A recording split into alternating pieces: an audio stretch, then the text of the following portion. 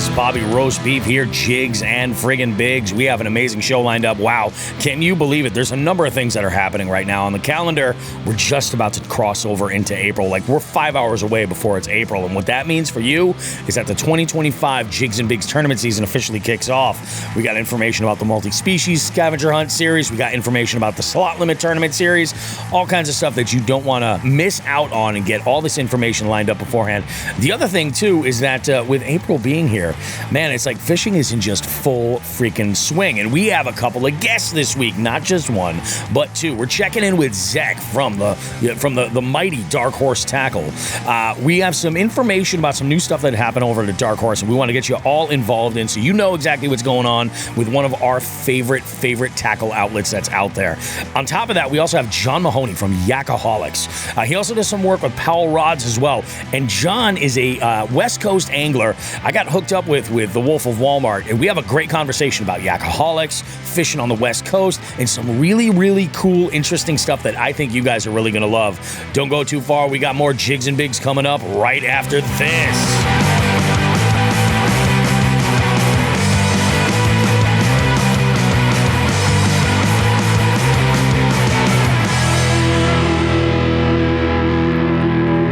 That one almost sounded scripted. It almost sounded scripted. Did. It's like I almost wrote something down. But here's the thing, guys.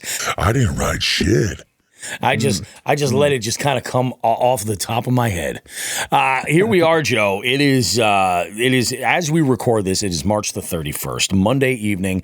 It's just 7 p.m. right now, and we're recording. We got a couple jig heads in the house with us, which is always a great time. But man, there's a lot going on. I mean, I mentioned the Jigs and Bigs tournament series, but your tournament series is kicked off just this weekend. It did. Yeah. It did. Yeah. And I mean, I'm excited to hear about it, but from the sounds of any of the sources that I've had, it sounds like it was kind of a lackluster day. I was out on Saturday as well. Why don't we go through our weeks and kind of kick it off, and then we'll talk tournaments and then headlines. So what do we got, Joe? What was your week all about?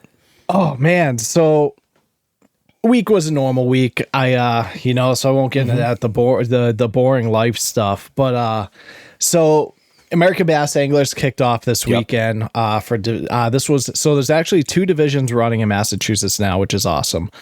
Division 5 and Division 36. Division 5 is your Eastern Mass. Division 36 is your Central Mass. So this was Division 5 Eastern Mass. It took place at Long Pond in Freetown. It's Freetown, Lakeville. So this body of water, if you go back to the shows, I've had tournaments here in the past, and it's been total feast or famine for me. I've been at like middle to lower part of the pack, and I've been in the top 5. Yeah. This was the top 5. This was not one of those weeks. Immediately when we get Dan Griffin and I met up with a couple other folks over at a hotel there. We went there Friday, just because hour and 40-minute ride. We're like, let's just grab dude, rooms are cheap. Let's grab a room. It was like a last minute decision. We went and did that. It's like 10 minutes from the ramp. You get to sleep that much more. Exactly. That's what I said. I was like, dude, as you get older, those 3:30 wake ups are tough. So we stay there, we talk a little bit of a game plan. It was rain and dreary. We knew that the weather was not looking good for the next day. And it turned out to be much worse than we even anticipated. Oh, okay. Oh. Yeah, so we get there, and dude, the winds, I get to the boat ramp, unload. I get to see it, the first time I seen everyone this season from last year. So, a little chatting and a little, talking crap between the anglers, all in good fun. So we splashed the boats, Dan and I, and I grabbed it's more of kind of like a lightweight bibs and jacket, and I had like sweatpants and a hoodie. I was like, dude, and as I'm getting the boat off, I was like, oh, I'm actually kind of getting hot. So like maybe I'll take my jacket or open my jacket up, vent it. Just to talk about the weather. So first, the weather went downhill as the day went. We started, it was probably like 46 degrees. By the time we get off the water, it was about 35. Yeah. So it just went down as the day went on, and I was extremely underdressed, dude. I was so underdressed. I froze my behind off. I mean, dude, just shivering. Like when you're actually shivering, that's when I'm at, like, you can't control it. Yep. And that's what it was for probably 6 of the 8 hours. Just miserable. The winds we were getting like 30, 35 mile an hour gusts, just white caps on the lake. Yeah. But to the point, dude, where like my hand, I didn't have gloves. I'm not a glove person typically, but I needed the gloves. And like, I was talking to Bogley and later on the night, because the butcher was there. I was talking to him and Dan Griffin later on that night. I was like, dude, my hands are like, it's like, that feeling when you get cold and you like put your hands under hot water, they're just like tingly and they hurt. Oh yeah. Yep. My hands were like that until Sunday. Like, oh, that. Yeah. So both of us, we were talking about, like, I talked to Ryan the next day, Sunday. That's he's a like, dude, long my hands still are like, and it's like your palm. So it makes it that much worse. Yep. I was like, dude, we were like, our hands are like hypothermic apparently. So that was like, and it rained a little bit. It was just a gross day. Just one of those really gross, like end of winter, beginning of spring, New England days. Fishing was not good. Probably the worst tournament I've had. Oh wow, okay. I didn't put one bass in the box. Oh wow, yeah, I didn't that's put rough. one bass in the box. That's like my kind of tournament. Eesh. Less than half the field weighed in. No shit. It was a tough day anyway. Yeah, less than half the field. The dude Corey Gillis, he's an absolute hammer. He's really he knows that lake really well. Yep. I will say that. It's a place he fishes often. I do not. So he had that going for him, but he is very methodical and scientific about fishing. And we'll talk about that a little bit in the tip. But he just found them. And me, I did. So it was kind of, mine was a frustration between, I'm usually pretty good about finding at least one or two. Yep. And not getting skunked in a tournament. But I think between just being so cold, the wind, it was just I found myself just looking for spots that was like kind of blocked by the wind because I was just so freaking cold. Yeah. Yep.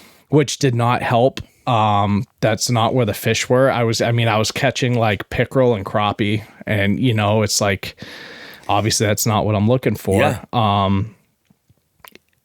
It looked like what happened is, those fish probably started to move up, and then they just kind of started to move right back because that water, the water temp was probably 2 to 3 degrees lower from when I pre-fished it the week before.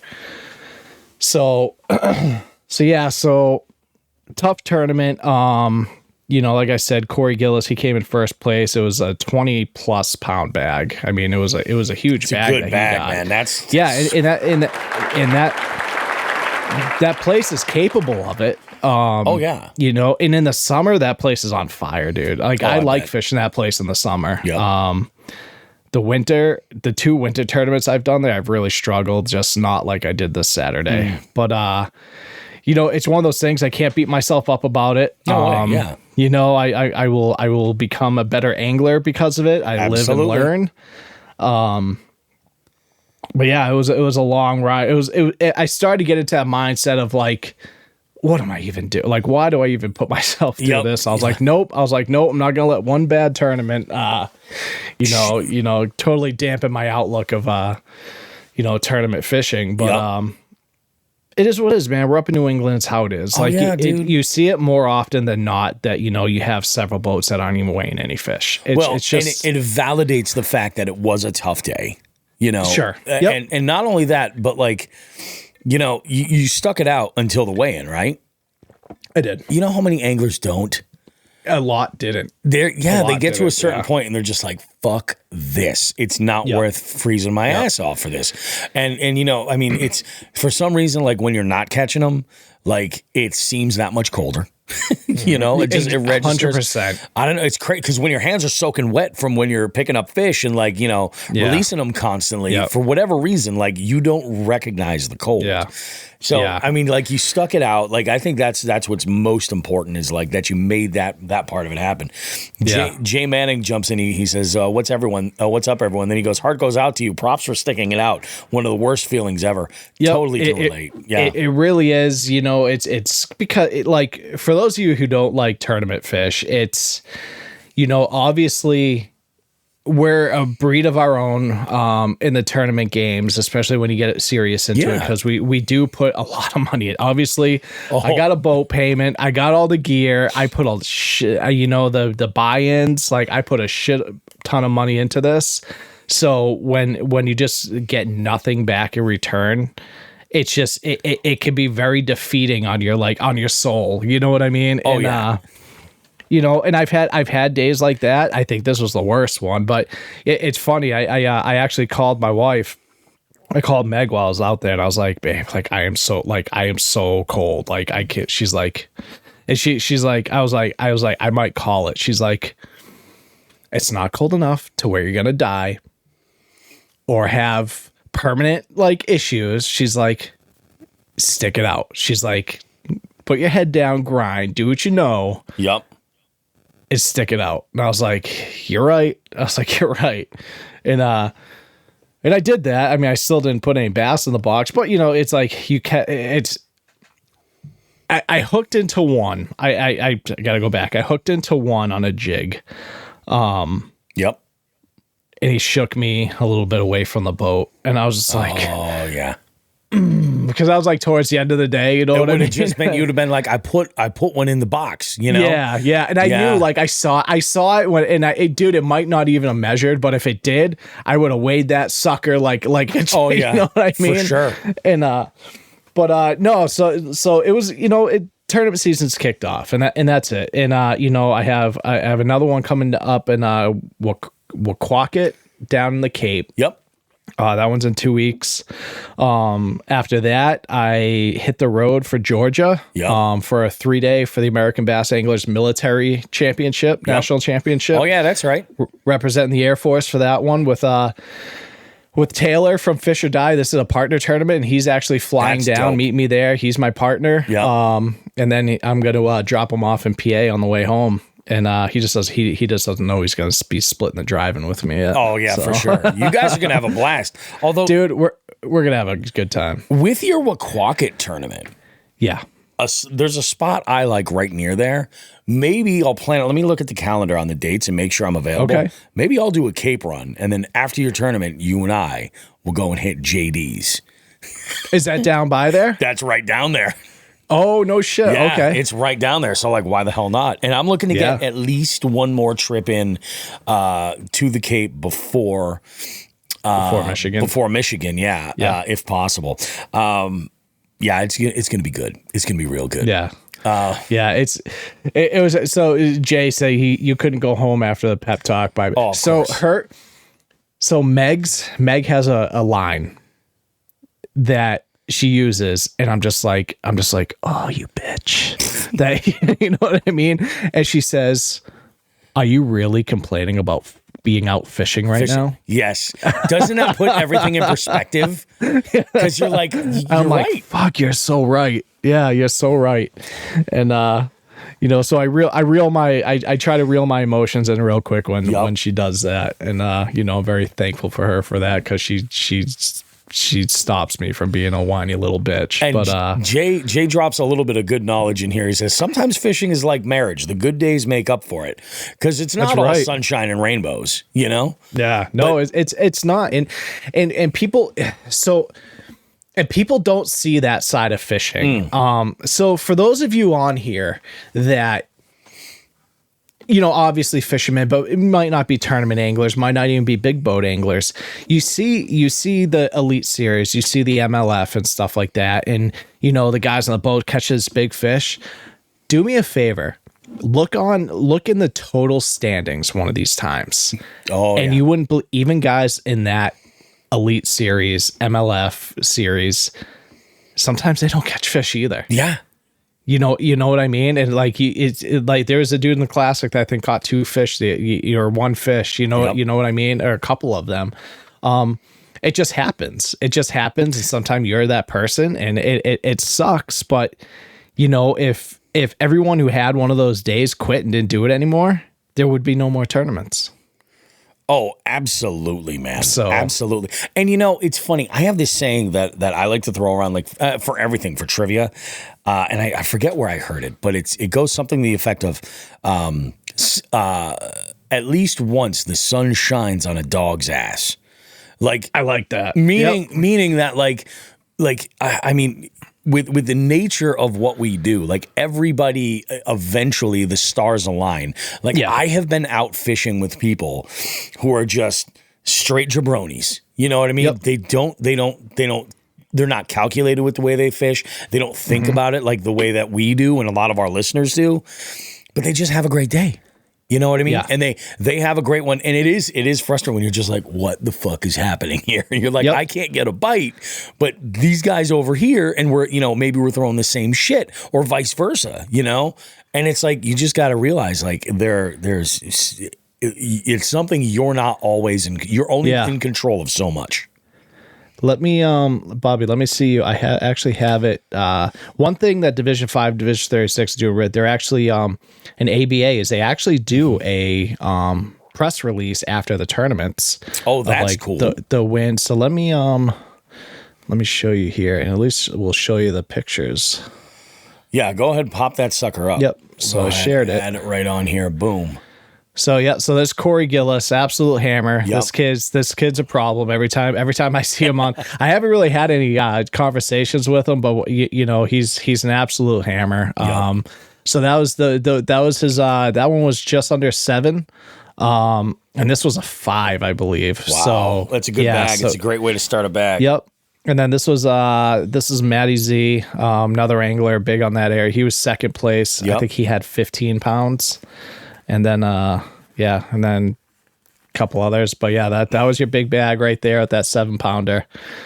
So if you guys ever want to check out, he took lunker as well. Nice. So he brought home all the monies. It's a good day. So yeah, if you guys are ever bored and like check out our website, American Bass Anglers, so all the tournaments around the country, they do these for the American Fishing Tour that we do. Most of them do this like little press release, so you can kind of see it anywhere locally and around the country, kind of like what those cool. Tournaments are doing. That's really, really cool. Yep, that's awesome, dude. Man, that is wild. But hey, you know what? You got the tournaments. You got the tournament season kicked off. Yeah. Now that's off your back. Now it's just fishing. Yep. You just go and do your thing and make it happen. I did break a reel. Oh, you broke a reel? I didn't was break it. A really it. Good it one, just or? Yes. Fuck. I don't know what the fuck's wrong. It is a good one. It's like it's a few years old. It was when I bought a couple of DC reels, thinking like, oh, I'll give them a shot, and then I realized that they are not worth the money. But it was it's a JDM Scorpion DC. Oh, that's rough. And it's just like, instead of doing that little like whine, it's like screaming when you throw it, dude. It's just, oh yeah. It sounds like right before a car crash on the friggin' you jack on the brakes. Exactly. That's exactly the noise it's making. I'm like, well, this can't be good. That's no good. Yeah, so I think I always have spare reels, so I got to see what I have in the arsenal before I go and buy Shimano's one of those companies that's really good about servicing stuff. Yeah. So, I mean, they might be able to take care of you as far as... And I'm good. Dude, it could be something stupid. I might just have to, because I don't think I really maintenance that one much this year. Yeah. Because I put new line on it kind of towards the end of the year last year. Oh, yeah. So I'm going to... Like, it buys you a little more time. I do that all the time. So I'm going to pull... I'll pull the line. I'll pull it out. I'll because I do want to change the line, because that is on my so that reel is on a power finesse setup I have. I like to call it's a 7'2", 6 cents Team 6 rod. Yep. Medium action. Okay. Yep. With that reel, and it's my shaky head rod. Oh, all right. Yep. So yeah, so it's I'm gonna pull it apart, and because it's one of I love my shaky heads. So yeah. I'm gonna pull it apart, and hopefully I can salvage that reel, but we'll see. No, that's awesome, dude. That's crazy. I did one of the things that I did this week was I watched your latest YouTube video. The pre-fishing one, and I was watching it with my wife Holly, and we're sitting up, watching the video, and she pointed out that you and our rigs are completely inverse of one another. Yeah. You're green boat, black truck. I'm green truck, black boat. Yep. And I think that is awesome. And she's like, did you guys plan that? I was like, no, not at all. I'm like, it's just the colors of the show, dude. What were the spies from Mad TV? Spy versus spy. Yeah, dude, yeah, it's like that. Yeah, exactly. Oh, that is hilarious. Maybe we can do a T-shirt like that. That's spy versus spy. We'll do a green one and a black one. Oh, that might be fucking cool. Yeah, I like that. That is freaking crazy, dude. That is nuts. Yeah. We got a couple of jig heads in here to say hi to. We got Todd Sefton in the house. I will be seeing Todd later this month when I head out to Lake St. Clair. He is in Tennessee right now. He says, just got into Tennessee, heading out to the Cobble Knob for dinner, to which I, like a grown-up, when he put that in, I said, he's heading out to Gobble Knob for dinner. John Hagen's in the house. He says that he's getting started tonight for the tournament. He says he has to. Rain starts Wednesday night and goes to Sunday between 3 and 8 inches, depending on where you are in Ohio. Oh my God, that's a shit ton of rain. Excuse me. 8 inches of rain? Oh my, you might want to look for higher ground, dude. Like the lake is going to come to you. Oh my God, that's frightening. He says, need a head start. My monthly catfish tournament kicks off tonight at midnight as well. So, might as well double it. We got the one and only Eli Self in the house. Oh, yeah. He says that he can't stay long, but that he's got a meeting and he wants to hopefully hop in afterwards. Wanted to come in and say what's up. And of course, we got Jay Manning here with us. And Vidal. Vidal's here. What's going on, buddy? Vidal, all the way from Texas, man. We got some stuff going. So Hey, Vidal. Were you did you see that, speaking of Texas, did you see that hail that they got, like East Texas? I believe heard it was something about that, yeah. Oh my God, dude. It was like, it looked like almost baseball size. It was insane. I saw a couple videos, I think on like TikTok or something. I'm glad you mentioned the weather, because this weather, this week is a shit show. For the first week of April, we're just getting into the multi-species scavenger hunt series, and like locally around here, even John, he's in Ohio and he's got all that rain, but we've got like what looks to be what Tuesday, Wednesday look decent. Then we've got the threat of rain and fronts coming in all pretty much through the rest of the week. Friday actually looks pretty good now. I haven't looked at it. Saturday looks kind of like dog shit, to be honest. Worse in the evening. Sunday's going to be a total washout. But then next week things start to finally improve. Holy crap. Saturday here, at least, it's not going to rain, but it's a high of 44 degrees. Yeah, see, we got a high of 49 on Saturday, so I don't know. I don't know what's going to happen. It's still going to be 40s and low 50s, dude. Yeah, that sucks. It is. It's crazy. Like, we had such a nice lead up. Vidal does chime in. He says, yes, and the flooding in the valley. 2 feet of rain in 3 days. Jesus holy crap. Dude. I can't even imagine that. I seriously cannot even imagine that. So my week started off, dropped the podcast first thing on Monday evening after we finished recording, got up on Tuesday and decided to go and hit up old Congamon Jr. So I was like, it's so close. It's going to happen. Let's just go. And make it happen. So I went out there and I was throwing a bunch of the stuff that I had lined up, a lot, very similar profile, a very similar presentation, just some varying degrees of it, like finesse swim bait, and then the A-rig.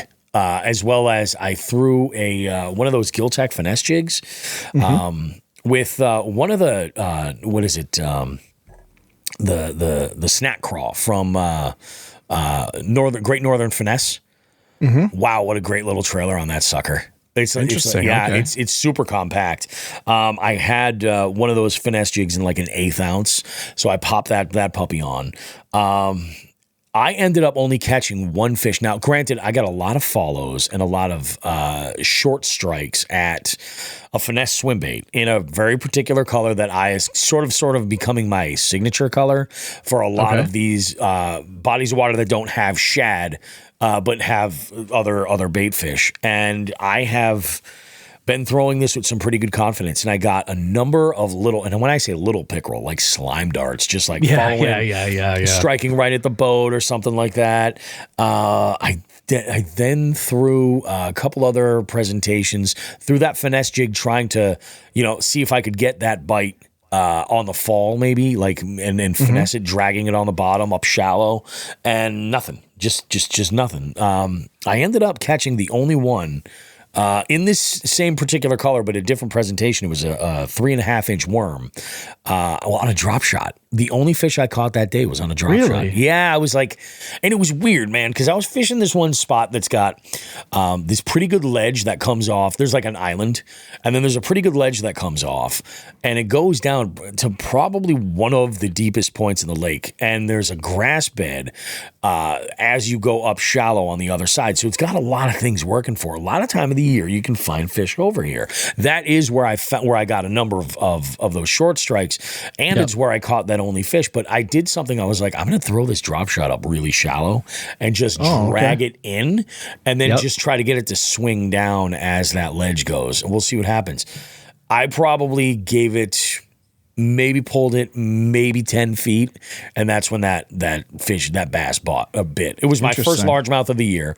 Little nibbler, like an 11-incher, that is what that spot is known for. Yeah. Little slime darts and dink bass all over the place, but there are big ones that can be found in there. So I fished until about, it was time for me to go pick up my kid. Got off the water, had some pretty good conversations with some folks. There was some tomfoolery going around. Man, the bank anglers were out significantly. And that day that I was out there, the stocking truck had come along to visit. And I was like, oh, okay, so this is a part of the reason why there's a lot of bank activity. Now, did you hear this story about the DFW doing stocking of some of their old stock for breeders? They're getting rid of a lot of these old fish that are in the tanks, releasing them into public waterways. And there are, from what I've been told, a number of massive browns. Now, I heard the same thing last year, but this has gone out and there's been like a press release about it this year. Okay. I caught one of those browns last year, like one of those breeders. That was at 24 that I caught. So I'm like, I was like, do this that often? But I think it's more statewide. I think the last time they dumped breeders was during COVID, when they didn't have anyone work in the hatcheries. I think that you might be right, but there was last year there was a number of them that were out there, but now it's been a little bit more of a buzz. And I heard somebody at the bank saying that they were dumping some over at Congamon Jr. And I was like, all right, cool. I mean, hey, they'll eat in a while. It's going to be a bit before those fish are actually going to do anything. So, this is going to come up in the second trip that I took out last week.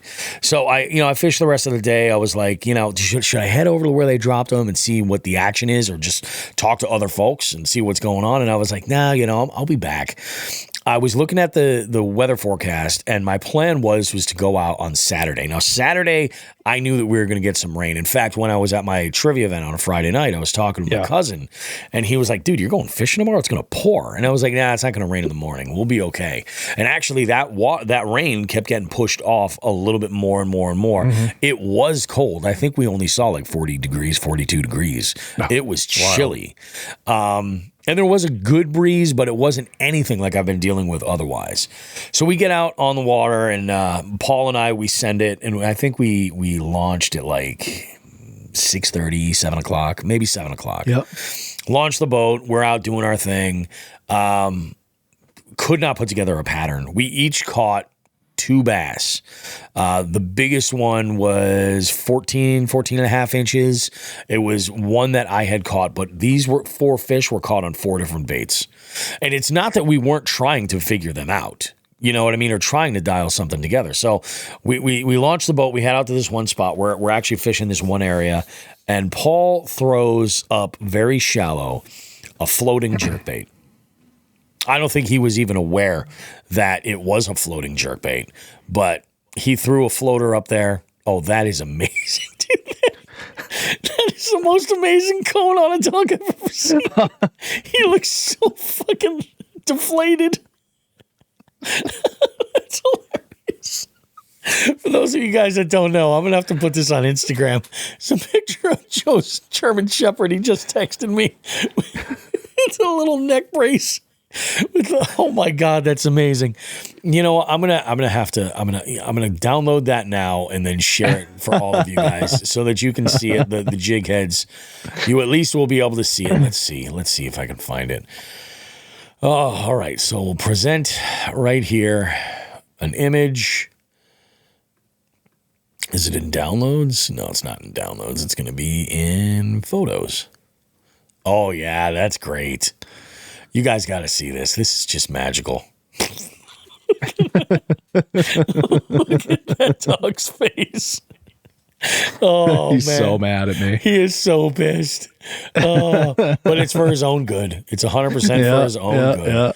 Yeah. So we go and we fish this spot. Paul throws this jerkbait up, and it's like a 110 size floater. And it was the weirdest color pattern I had ever seen. It was like almost like an indigo blue back and sides with like a chartreuse belly. Interesting. And I think he got like one or two, tugs and then was immediately hooked up. Was like, holy shit, fish on. So he puts a fish in the boat and he goes, not what I'm going for, but, pretty good. So it's a small largemouth. It was his first fish of the year. So, hey, for Paul, stoked, So I was like, all right, so you're throwing that. And I think at the time I was still throwing a finesse swim bait. And I got a couple of taps on it. And I was like, all right, let's see what's up. So I kept fishing that. I ended up, I think eventually I hooked up with that and I got my first fish and I was like, okay, cool. So we'll fish a little bit more. We had kept fishing that area because you don't leave fish to find fish. Right. So we fished that area hard and we said, all right, let's go ahead and we'll move to another spot. And we had gone to another spot. We actually were like, let's try to get a little bit out of the wind and see if those bites were shallow. Now, mine was deep, but his was shallow. I'm like, if you're finding them shallow, let's go on the other side over here. There's another little bit of a drop-off, but there's more of a flat. Let's work in the flat and then come back out and then see how it plays out. I could not buy a bite. I think actually he may have hooked up. I forget what the second bait was that he threw. He's like, but there was nothing tied up. I think it might have been like a white bladed jig. Or white spinnerbait, something like that. Just didn't make any sense. Totally different. Yeah. Everything about that was totally different. Another small bass. We go and we work our way around and we're fishing up against these docks. And I throw one of those pig jigs, the gill. Yep. One of those, it was an 1/8 ounce with a tiny, it's almost like a small spunk shad, this plastic. And Nate's going to kill me because I forget the name of it, but it's a collaboration with another company. It almost looks like a spunk shad, like it's a straight tail, like minnow, bright orange. And I throw this up and I was like, hey, since we're just fucking taking shots at whatever, let's just go for it. I cast this up alongside this dock, and as I'm dragging it back, I see this fish come out and just munch it. And that was the biggest one. There was that 14. I was like, okay, this is cool. This is fun. We come around and we're fishing this other guy's dock, not too far from where we caught that one fish. And this dude comes running out and he's like, hey, fellas. And I was like, oh, how we doing? And I thought he was going to, I thought he was going to complain about us fishing his dock. I really did. And he's like, hey, did you guys hear they got a bunch of those brown bass in here and you catching them today? And I was like, oh, brown bass, huh? And I knew exactly what he was talking about. He's like, yeah, they just stocked a bunch of the brown bass. And I'm like, uh-huh. No, we haven't caught any of those. None of those. He's like, there was a guy here, I think it was yesterday, he caught one. It must have been 5 or 10 pounds. And I was like, oh, no kidding, you don't say. Well, have a good one, fellas. And he takes off and goes back in the house. This is when I told Paul, I was like, there might be something about them dropping. Because I thought all of those breeder browns, the brown trout, I thought they were all like on the eastern part of the state. Like they dropped them all out there. But somebody had told me, they're like, no, there's a couple of spots around here where they're dropping them. So I was like, maybe there's something to it. Is there depth in that place? Not huge depth. I think there's depth of like 16 to 20 foot maybe in some of the deeper spots. Yeah, it's not super deep. And like there's a lot of big flats. There really are. Although the body of water where I caught that other brown, there isn't shit for depth there. And that's even smaller than Congamon Jr. So like I think just sometimes if they're in the stocking program, they're like, yep, oh hey, look who's going in here. Because they know that most people, if they catch that fish, it's gonna be dinner. 100%. Most people. So they're like, like we'll just put it where somebody's going to be able to catch it. That'll be fine. So it was interesting. We had a good time. We were like, we caught a couple of fish. This was amazing. So there's this group of houses and then it opens up to where it goes up against the road. And there's just like, this is normally full of pads and we're fishing over on this one flat. And this is where like the bank fishing pressure got really heavy. Dude, we saw the funniest thing happen. And I don't want to fucking like be that guy that's like, you suck at fucking fishing. But this guy took this fucking cast and the top half of his 2-piece rod went flying into the water. Dude, it was so fucking funny.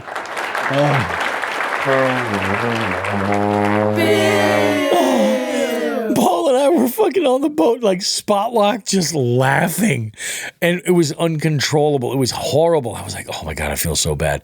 He was able to like reel the bait up to the tip and then reel the whole thing back in and put it together. Yeah. We're just like, oh my fucking God, we're the worst people ever. We're the worst people ever. Like this guy's probably just trying to get out and fish, has no idea what he's doing. And here we are, we're just fucking like, oh, but dude, the timing was perfect.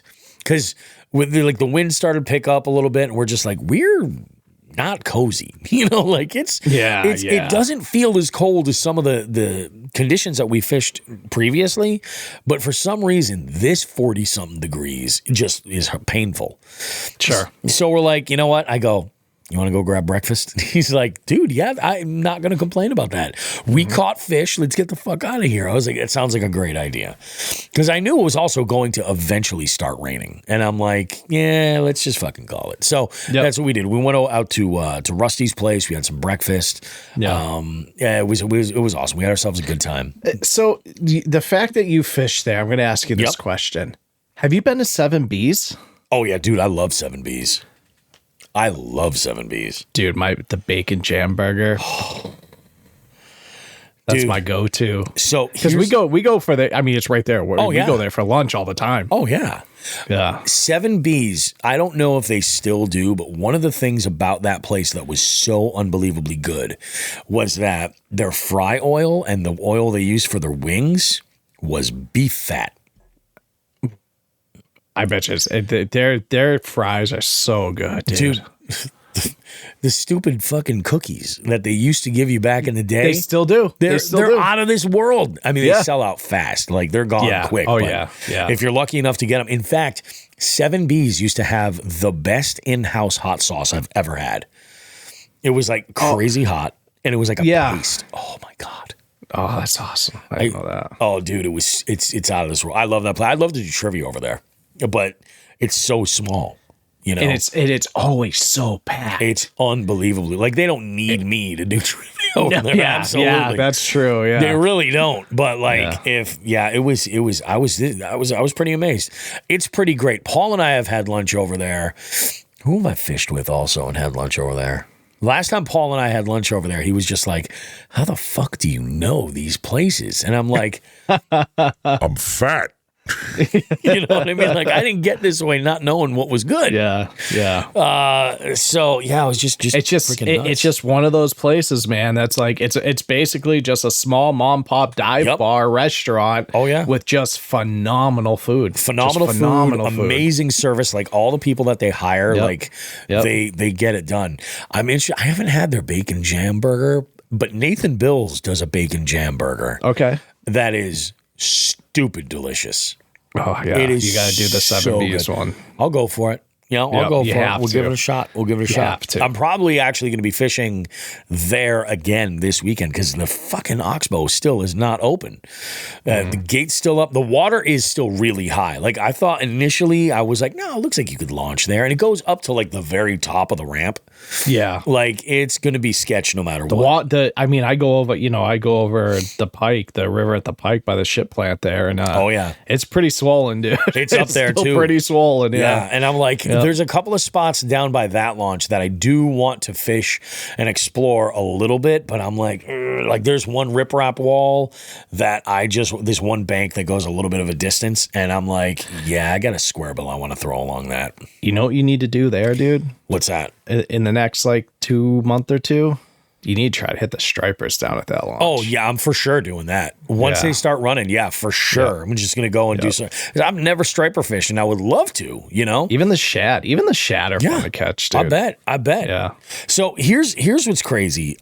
We had shit. I just fucking lost my train of thought. You were talking about stripers. I was talking about the river over there. I was talking about square bills. I forgot exactly where the fuck I was going with it. Shit. Anyway, let's get back on.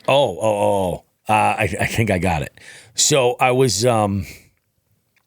talking. This was Saturday afternoon. Or no, it was Saturday after we got off the water, before we went to breakfast. We was getting the boat ready and everything. And there's a guy, again, bank anglers all over the place. So there's trucks without trailers all over the place here. And there's this guy comes over. He's like, oh, nice boat, man. That thing's freaking awesome. Older gentleman, nice guy. So we start having a conversation. He's watching me taking all my rods and put them away in the FX rod sleeves with the reel covers and everything. He's like, I like the way sick. He's like, I like the way you take care of your gear, man. I was like, well, yeah, I don't spend crazy money on my gear. I don't buy super bougie stuff, but what I do, I want to take care of. So I was like, of course. We're talking. He's like, yeah, I got a boat like this. I think he had a Tyree, a Lund Tyree. Yeah. Very similar layout to what I'm using, a little bit larger. And he's telling me, he's like, boys, he's like, Canada. I'm telling you. He's like, you got to go and fish Canada. You got to go and fish Canada. He's like, there is nothing like it. He's like, it's nothing like fishing. And I was like, yeah, I'm like, it's funny. I go, I just got my passport to go and travel. I'm fishing Lake St. Clair in later this month. And I was like, and now that I have it, I'm like, I'd love to just do a trip and fish for muskie or giant Lakers or pike, whatever. Like I'd be absolutely game for something like that. So that's something that's kind of in the wheelhouse. But it was one of the things that Paul and I were talking about. We're like, hey, did you think that guy was trying to lure us up to Canada for some nefarious kind of reason? And I was like, oh yeah, Paul, I definitely think so. And this was actually via text later in the day. Yeah. You know what? Fuck it. Paul and I are close. I can read this shit out to you guys because you guys, we're close. The Jigs and Bigs listeners and Bobby Roast Beef. So I texted him where I went to this birthday party for my buddy John Lumbra. John, happy birthday. My buddy John just turned 50 years old. And he knows how to throw a good party. Okay. There is a guy he had playing guitar, country singer-songwriter. His name's Brian. And he was performing at his party. And man, this guy played a country solo version of Nothing Else Matters from Metallica. Really? It was fire. I recorded some video and I sent it to my daughter because she's a fan, Yeah. And she's like, that is pretty crazy. So yeah, Paul messages me and he goes, dude, was I the only one who felt like we were being recruited to join the Canada fishing crew? And I said, I think he was a fan of Joy Junction. Now I told the story what Joy Junction was about. It's pretty fucking dark for this show. Think about that. For me to say that, it's fucking sick. Like, it's twisted shit.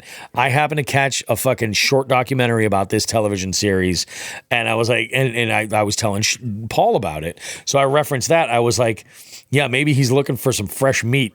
Like, we roll up to the border, and he's there to greet us. ... Nude. Paul starts laughing, And he goes, what kind of, spot do you think he's got set up there? I was like, I don't know, but I got a feeling he's like, oh, yeah, it'll be all set. Go down those stairs in the basement. There's a basket with some Lotion. So one of these things, So, yeah, it was awesome. But we were having a conversation. It's got me thinking about that. I was like, yeah, Canada could be something I could manage. That would be pretty cool. I'd love to plan like a 2-week trip. Go and camp for a couple of weeks and just fish my ass off, But I did remember what I was going to talk about. Did I? I don't know if I talked about this on the show, folks, but a couple weeks ago when I was out on one of my trips, I lost my license plate, right? Oh, yeah. I had gone and I had gotten the replacement. I went in and I had an RTA form from my insurance company. So I had it on my phone. Like I hadn't printed it out. And I got there and I was at the registry and I got the replacement and they gave me a temporary plate. And I was like, well, how long is this going to take to arrive? And he's like, could be a couple of months. And I'm like, fuck, I kind of need this. Like, I don't mind locally just having that paper plate, whatever. Yeah. But like, I have to leave the country. And I don't know if this is going to be a problem because my plan was to get like a novelty plate, put the temporary plate on it, then vacuum seal it to give it a little bit more protection and then connect that. I was talking to my cousin and he does a lot of traveling back and forth. And he goes, and I was like, yeah, I'm thinking about doing this. He goes, you still got that form? I go, yeah. He goes, go get a new plate. He's like, go get a new plate. I was just going to say the same thing. He goes, he goes, most likely they're not going to let you over with a paper plate. Yeah. And I'm like, really? He's like, yeah. He's like, I would go do it just that way. You got no problems whatsoever. So later this week, when all that rain comes, that's when I'm taking a day to go to the registry. I'm printing out that form and just going to get it taken care of. And if they look it up and they're just like, oh, well, there's one on order, I'll be like, I will bring it back. Like, whatever. Yeah. Like, I've got this trip. I can't, I'm not fooling around with it. Because it's one thing to say from Holyoke, I'm not going to cut through Canada. I'm going to make this route that much longer. It's another thing to be at the border and go, I'm going to go all the way back around. I'm going to show up on Saturday. You know what I mean? That's going to ruin the whole trip. So, yeah, it is definitely a better idea. John Hagen's right here says it best. Hostel 3, the Canada trip. My God. My God. Les Saw. I'm sorry, it's terrible. Not everybody in Canada is a French pervert, but most of them. We have so it's been kind of crazy, Another thing about April, and this happens in, let's just get a time check here. We're just over 4 hours and 12 minutes before the multi-species scavenger hunt series for 2025 kicks off. That's right. It's going down, and we have a good amount of anglers. People are still registering right here, and I'm all about it. Right now, we have 11 anglers, and we're probably going to see this will usually extend for like a good week, where we'll have more people jumping in. Sometimes folks like to wait until they get a few fish, and then they're like, okay, so I've got these. Now I'm going to enter and take them, and enter all of them in, and they know they're on a bite. So they're like, yeah, then I'll enter. Yeah. But I am entered in here. We've got Dan Kramer. We've got Ian Jamerson. We've got Jason Stevens, John Hagens, Kevin Mahoney, that's a.k.a. Biohazard Bass. And we got Liam Valkenberg. He was a winner last year, I think in one of the summer months. I want to say maybe August, maybe even September. Robbie Munier's with us. We've got Cheryl Bentley again. Tim Behan, watch out. He's looking to take your money. And Todd Sefton, all ready to go in our multi-species scavenger hunt. But wait, there is so much more, because if you go on Fishing Chaos and you just type the word jigs, you'll see every available one that we have. And in the Nationwide Bass Slot Limit Tournament, which is on April the 19th, we have, 8 anglers? 8 anglers. We only had like 5 earlier today. In that, we have Andrew Schulzeberg, Binya Outdoors, myself, Dave Urke, Jeremy Smith. We've got John Hagens as well, Steve Sell in the house, and Todd Sefton. Now, Todd and I will be fishing from the same boat for that tournament. So this is going to be a whole lot of fun. So, folks, if you want to get involved with some of these tournaments right now, they are catch, photo release style tournaments, but they are open to everybody on any type of fishing that you do. If you're a bank angler, if you're fishing from any type of a boat, or you're fishing from a kayak or canoe, you can get in on this action. All you need is an approved board. We made it really easy. If it's got the Catch logo on it, you are good to go. You basically use your phone to take a picture of your fish, of your catch on the board. With the multi-species scavenger hunt, it's a true scavenger hunt. You'll earn a point for each different species that's on the list, and there are 22 of them. 1 point for each one that you enter. There is no additional points for having the lunker, anything like that, but your inches will be used to break a tie. So if you catch multiples, go ahead and enter those in, because it can help you in the long run having the overall amount of inches. And that goes all month long of April. It is available fish as often as you want. Catch them all. Do the best you can. It's quite literally like Pokemon for fish nerds. You got to catch them all. The slot limit tournament's a different beast. It is an 8-hour-long tournament on one perspective. We're doing one every single month. It is a 1-day tournament. It's an 8-hour window nationwide. And yes, I do include Canada and Mexico in there. So if you're fishing outside of, it's basically a North American tournament. So if you're a Canadian listener, yes, you can go ahead and jump in there. I do have to make a change on the rules so that it states it, but I am saying it here. And for me, that's good enough. Feel free to join in. That's a different sort of a beast, because it's all black bass species, and it's only fish that fit the slot. And the slot is 12-inch minimum. Maximum is 17 inches. And the reason for this, a lot of people question, they're like, why would you do that? You know, why would you not want to catch the biggest fish ever?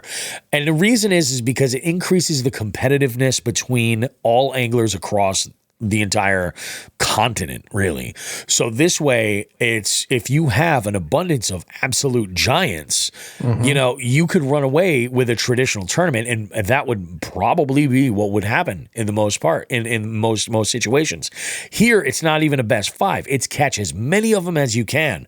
So find a numbers lake, go out and catch those fish that fall in a slot, have some fun with it. It's a whole lot of fun. You're absolutely going to love it. I promise you. And then, and the links, if you're interested, they're in the description of the podcast. They've been in the description of the podcasts for the last, like 4 or 5 weeks now, for the most part. Go ahead and get on in there, and we'll make it all kind of happen. And then in May, we have another scavenger hunt that's going to be going live about middle of this month. That will be live for registration, as will the May date for the slot limit tournament. But there's another one. We have an open for the multi-species scavenger hunt, which is that next level of competition. So that's going to be opening up very, very soon as well. John Higgins chimes in. He says 11 now. Spooling my last rod now. Lose speed spin carbon ultralight. Saw guy run tonight to start. There you go, dude. Oh, yeah. He's got a whole plan. And the resources to be able to check off so many of these boxes. Yeah. It's going to be badass. I'm really, really excited about this, man. So you've got a tournament under your belts. April's in full swing. It's happening. And it's fishy season, folks. And now we have a little bit of a headline to go over. Is it just one today, Joe? Yes. All right. Let me just here we go. I got it. Yep. One. I love it. Let's go ahead and do this. See how this sounds.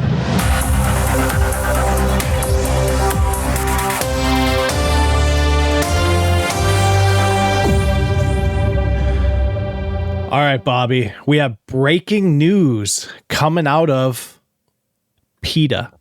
Oh, Jesus Christ. Advanced AI robofish from PETA agonizing anglers by biting through fishing lines to save fish. So this story comes out of Santa Monica, California. PETA's latest technological innovation is making a splash, literally. Following a successful pilot program, PETA will launch its new RoboFish, an autonomous AI-powered fish robot with scissor-like teeth that cut through fishing lines nationwide tomorrow. The high-tech halibut uses advanced sonar and image recognition to navigate and identify its targets, and the eco-friendly design enables it to run on ocean currents and self charging solar scales. Based on discreetly recorded month-over-month data, the number of fish caught on the Santa Monica Pier has plummeted since the futuristic flounder's deployment there. In interviews, anglers confirmed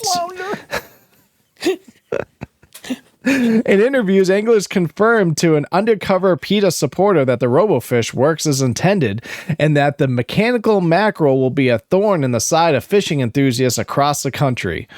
I lost 3 lines in one afternoon. Something kept slicing through them, and I never saw what it was, said one aggravated angler. It's like the fish are fighting back, complained another. Me and my crew wasted an entire day out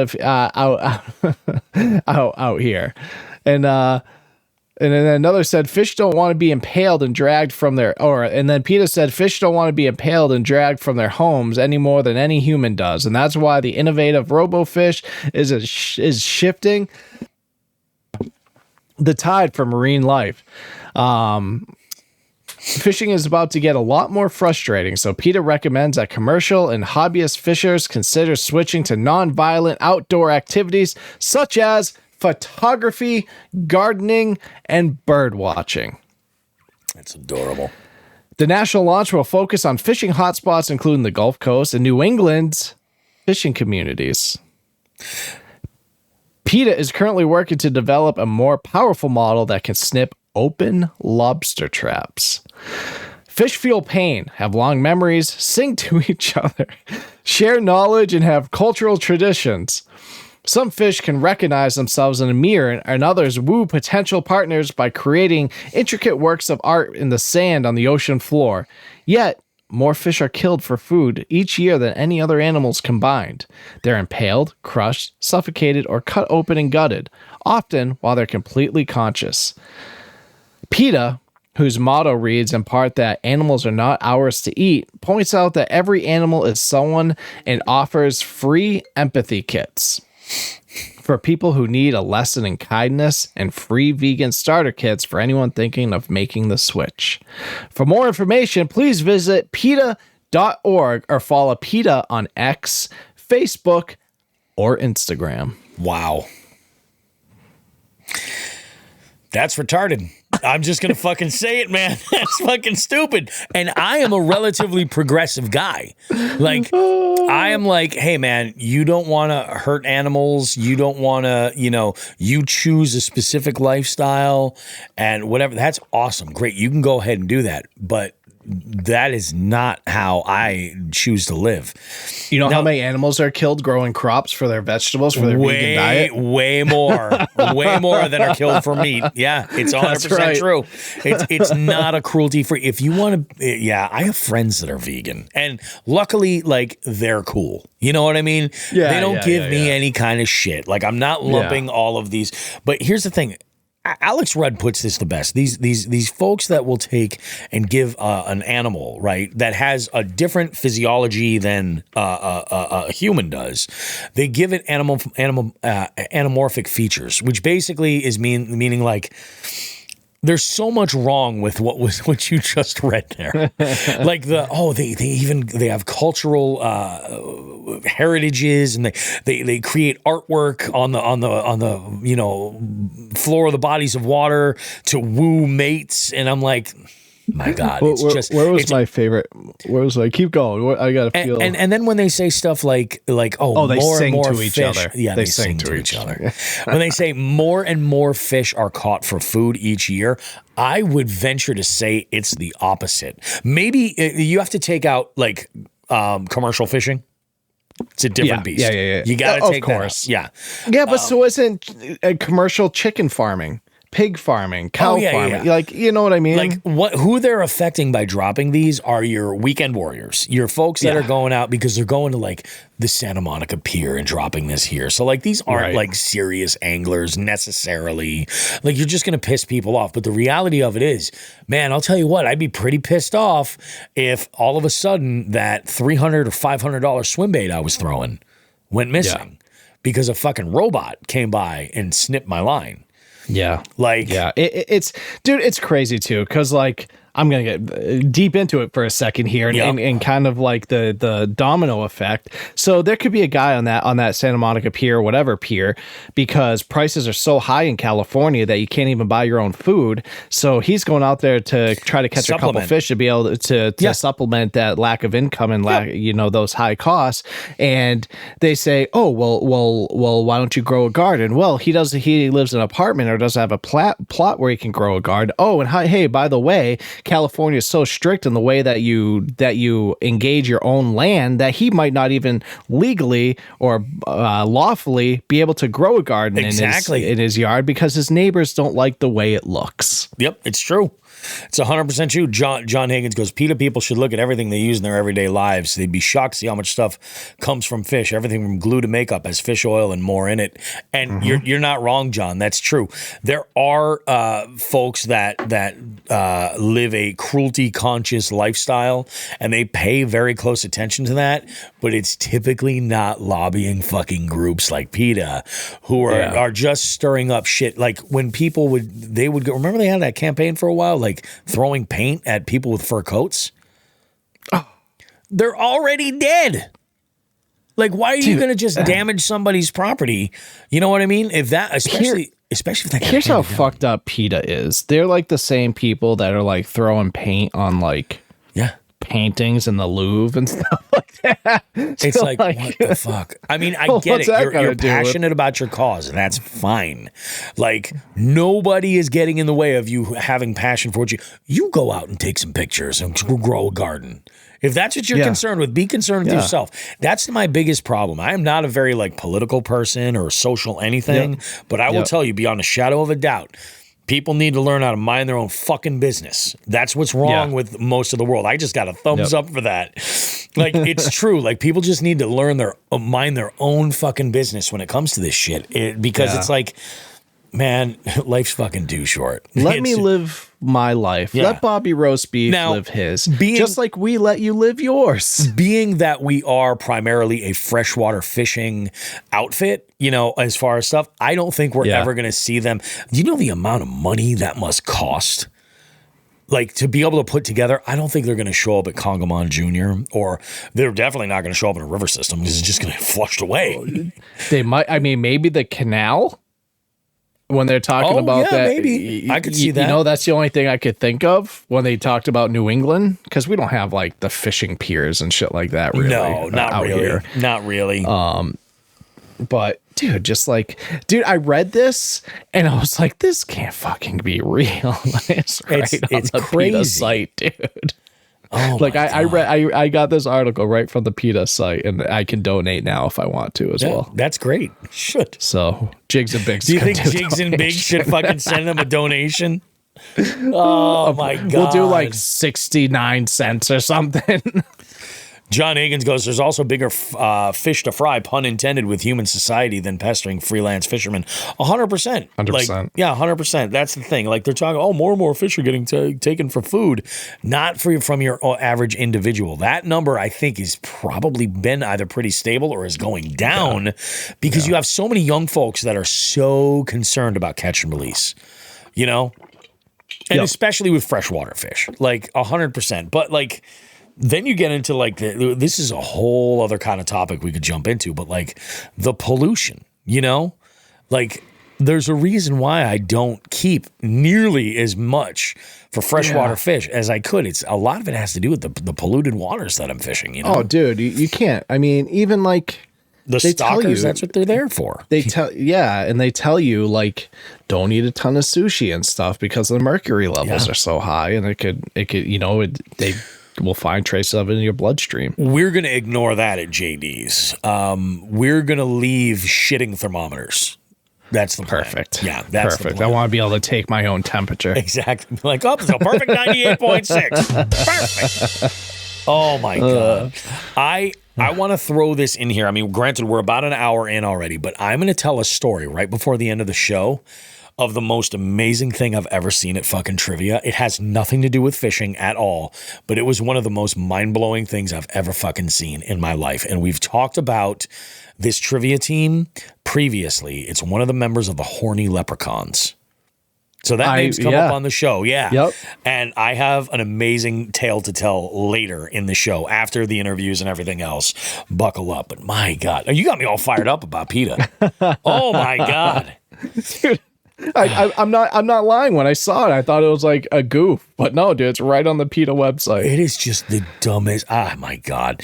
And like, these are people that would think like, oh, that fish has a house and a family and a career. How could you? No, it doesn't. Dude. It lives off of instinct and reaction, and that's all. It's meant to eat fucking shit. That's all. Oh, dude. Bobby, new segment. I might have to read a PETA article every show. A week. And now here's a one on the knuckleheads in the cruelty-free news. Here's your story from the loony bin. Exactly. Oh, my God. Let's go ahead and take a break on that. We'll come back over. Yes. We got, guys, coming up, we got Just the Tip. And then we're going to throw things over to Zech. Zech sat down with me, and we talked a little bit about what Dark Horse Tackle has going on in 2025, what the new year looks like for them, where things are potentially going to go. We have a talk. We actually finally have a conversation about a little acquisition that recently happened. And it's a good one. We're very excited about this. We'll see you guys in a bit. Don't go too far. And perhaps play a little game called Just the Tip. Just for a second, just to see how it feels. Or ouch, ouch, you're on my hair. Okay.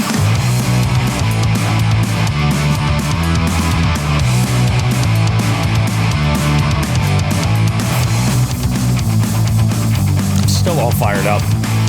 I'm still all fired up about that news segment. Oh man! You know what I'm gonna do now is I'm not gonna do like every week, but I'm gonna throw in one of those crazy stories like every once in a great while, just to surprise you and get your blood boiling. Oh man, that's fucking good. I'm gonna need another glass of this while you go over the Just the Tip.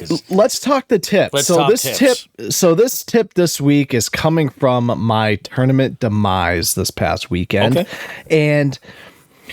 This is going to, we're going to talk bass fishing, especially up north in those in the colder states, and you have to have the understanding of bass essentially have 3 stages that they kind of work to get to spawning. So you have basically your winter, your winter, like when they sit in the deep holes, they're out deep, they're kind of like, just lethargic, not moving around much, not eating much. And then they kind of move up to they pre-stage for the spawn. So, or the, pre-spawn, whatever. And they get in their staging areas.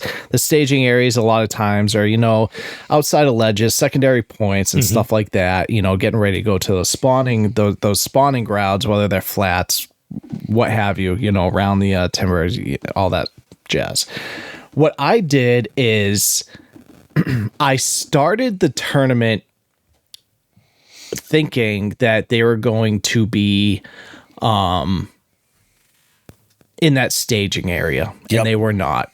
And I kind of like panicked, I guess, because I wasn't finding anything in those areas.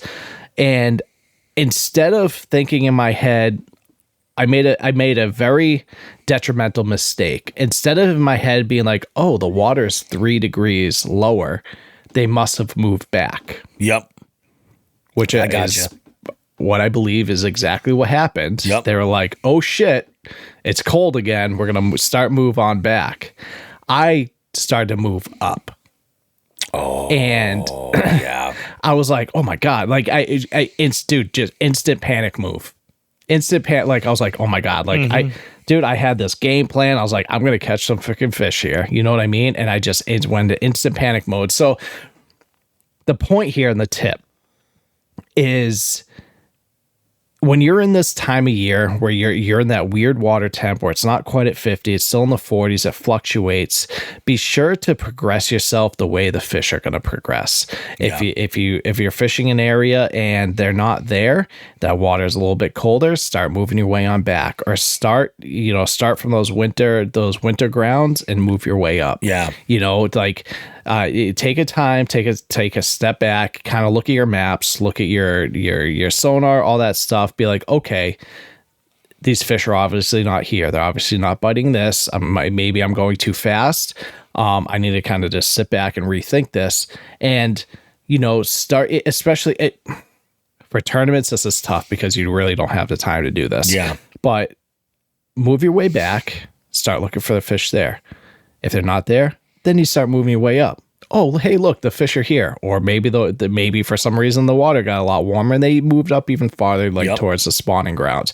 They're working their way. It's not like they're in that deep water, that winter water. Then they're like, okay, snap of the finger, we're up in the breeding grounds. Yeah. No, dude, they work their way. It's like a step by step, process. Yeah. They slowly work their way up, and then it's like once you get to certain temperatures fluctuate, that like 50 degrees is like, that's like the key for like pre-spawn, is like they say is like that 50-degree water, and it just hasn't hit there yet. And that's something I know, it's something I've always based off of, and it just wasn't there. And for some reason I didn't like just stop for a second and take a step. I just instantly shivered the whole time, panicked, and just started doing like what I would do in the summer for some stupid reason. Yeah, well, and my brain just wasn't working the way it should. It's crazy because there's like, you can get into that sometimes where you're just like, oh, they're not here. Oh, maybe they're further up. And it just doesn't make any sense. You're not taking into consideration the water temp. And it's not just the temp at the moment, it's the trend, Yep. Yeah. And not to say that fish aren't up, because they will. That's when you're going to. That's where you're going to see your smaller fish typically. Yeah. But those big breeding fish, especially those big females, they are the ones that their behavior is very methodical. Yep. The younger, smaller fish, they kind of like they're a little bit more crazy. They act a fool a little bit more and might run up. But if you're looking to get those quality fish, they are very methodical, and you kind of have to think like they are. Yeah. And you have to really study and like look at articles, look at videos, kind of about how those fish actually move, and you'll understand what I'm saying. Yeah. No, it makes sense. That's the thing. It's tough when you're in that moment to like wrangle, and dial yourself back in. But I think that's a great tip that I think anybody could really, really get something out of, especially when you're dealing with parts of the year that are more transitional, and the spring is a huge one because you've got that winter transition, you've got that pre-spawn, the spawn and post-spawn, and there's a lot happening in what could be really a small span of time. Sure. Yep. It's crazy. So let's go ahead. We're going to flip this over and talk with Zech from Dark Horse Tackle. We have a great conversation. You guys are going to love this. We're going to leave that and take a short break and then come in and do our segment with Jon Mahoney from YAKAHOLICS. And we have a great conversation. If you're a West Coast angler and you're in the kayak community, John's a great guy to know. And if you're wanting to visit California and do some fishing, Jon is also a great guy to know. So stick around for that. We'll be back in a bit. Don't go too far. Alrighty, guys. Bobby Roast Beef here. We got Zech with us from Dark Horse Tackle, joining us for a little update on what's going on with Dark Horse Tackle.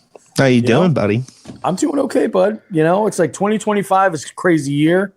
Wind is blowing a little bit out of control, to be perfectly honest. No the shit, Bassmaster right? Classic had just wrapped up. Exactly. It's blowing from Texas to Maine.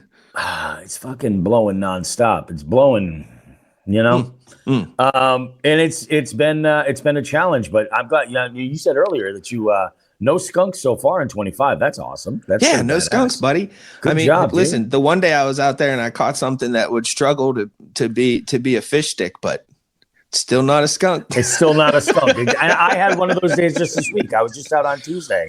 And I was like, I put one in the boat. I was like, holy shit, it's not a skunk. I'll take it. Just one of those rough days. But man, it's crazy. So let's go ahead. Let's chat, dude.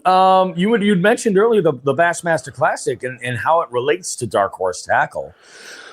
Well, it's just the Dark Horse Tackle. Josh and I. Neither Josh or myself has any issues with technology. We just don't have it. yeah, exactly. Use it if you want it. I'm also not one of those people we're neither Josh or myself are of the ilk where we get upset and mad about stuff we can't have yet. Yeah. Fair. But it's you know, how long has the industry been talking about it? How long has every Tom, Dick, and Harry been talking about it? Too long now. The whole FFS and you know, the split or divide it's creating. I don't know. People I think people are a little crazy about all that stuff. However, because Josh or myself doesn't have electronics, we fish the same way that, you know, people have been fishing for a long time without it, and very successfully. Yep. And also all those people that can't afford forward-facing sonar, don't like it, don't want it, whatever reason it is. Yeah. Just know that everything that comes from Dark Horse Tackle is a suggestion from Josh and myself. Yeah. It's not just a product we throw up on the shelves. It's a suggestion. Mm-hmm. And we are successful with all this stuff without electronics. Yep. And there's one thing I've heard resoundingly over the last few days since the Classic was over, is that people tune in to fishing to learn. Most people are tuning in to learn. So Josh and I are going to make it a point, because it's been brought to our attention more than a few times, that we need to do a better job at showing the rigging, showing how to work these baits, putting out more content that is instructional. And so Josh and myself, we're gonna do a lot more of that in 2025. Nice. And try to give people, you know, and keep in mind, I use the word suggestion. Yep. Fishing can be whatever the hell you want it to be. Oh, of course. But it does help to have a place to start if you don't have one. Yeah. And, you know, that's the whole thing. It's like I've said for a long time that fishing is one part science and one part art. And it's the art part that gives you a lot of your results may vary type situation. You know what I mean? Not everybody is a Michelangelo or a Pollock, you know? But at the same time, you know, what's interesting, it's good to have a base level and then to riff off of that. So like a good example might be, you might put a plastic in the box and it should be rigged on a jig with a specific hook or a suggested hook size and a suggested weight.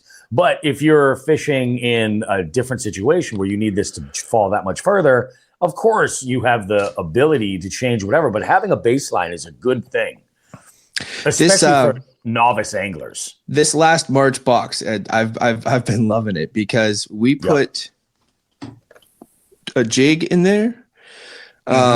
We put a spinner bait in there, and then we put 2 soft plastics in there along with a hard bait. But the jig and the swim jig and the spinner bait, and the 2 soft plastics we put in there are so interchangeable. Oh yeah.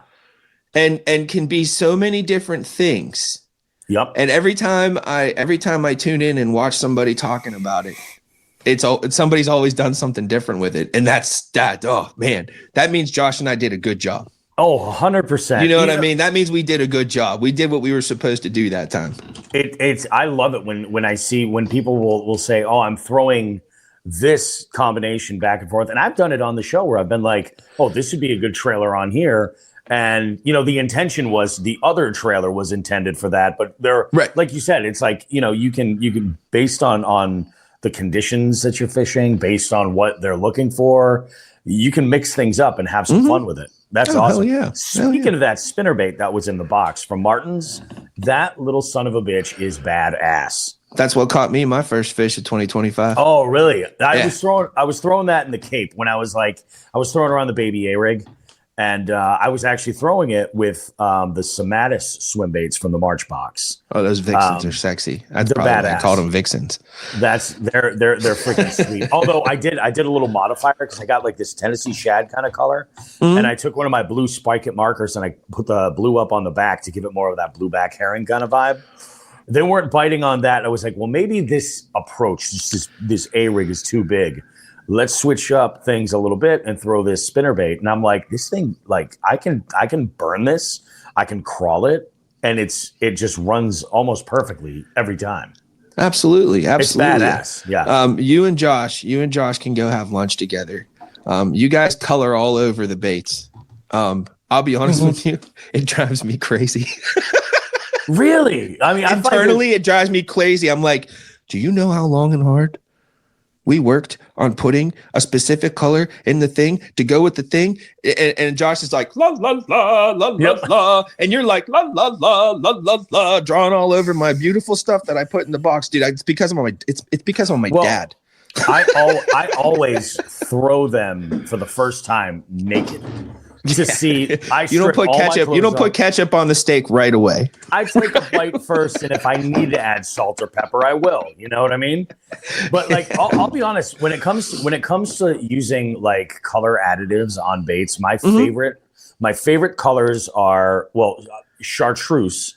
Lots of times, anytime that water has a little bit of dinginess to it, like usually like on the tail or tips of a craw or something, I'll add a little bit just to give it a little bit like of something to get more attention. And then I love orange or red on the throat of a swim bait. Oh, absolutely. Love it. Absolutely. Hands down. Listen, I'm not telling anybody it's a bad thing to do. It just personally drives me crazy because I'm a psychopath.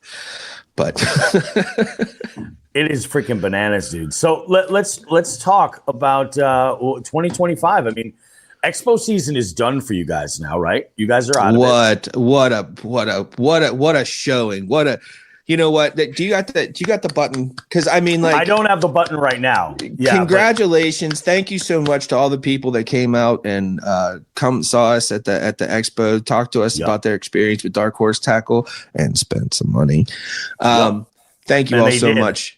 Yes, we had a great season, expo season. I can't wait for next year. We intend on making it much bigger, but something I need all of you to know about, and I've actually just. Bobby, I've had this conversation with you plenty of times, but I'm never happy. I want to do better for the customers. I want to do better for our partners. I want to do better for our staff.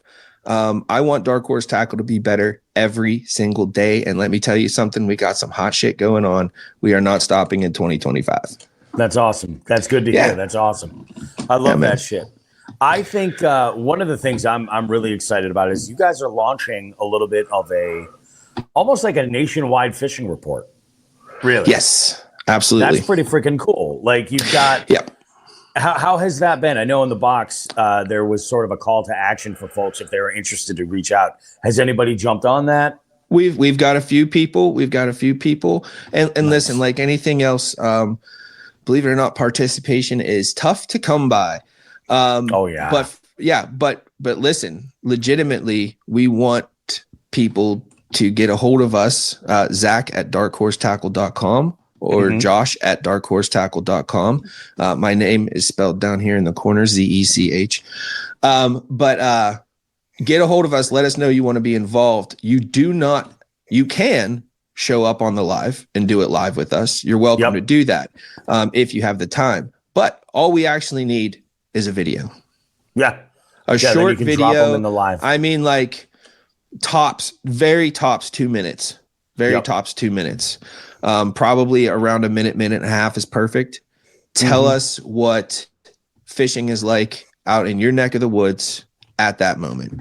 And go ahead, tell us what you're catching them on, everything else, but really the fishing conditions is what we want to know more than anything else, because we feel like it would be a really cool thing to bring to our lives, our biweekly lives, to give people, hey, this is what people are seeing around the country. And listen, we have customers all across the country, so why not use that resource? Oh, for sure. And, it's always nice too. A lot of people they'll look specifically in their region. Like we do a Western Massachusetts fishing report that basically covers everything from the New York border to about like the middle of the state, like Worcester area. And, we have some folks that turned in. Folks will look to see what's going on. But I think the cheat code is to look on a similar line of latitude look at what's further west from you and see what's coming your way.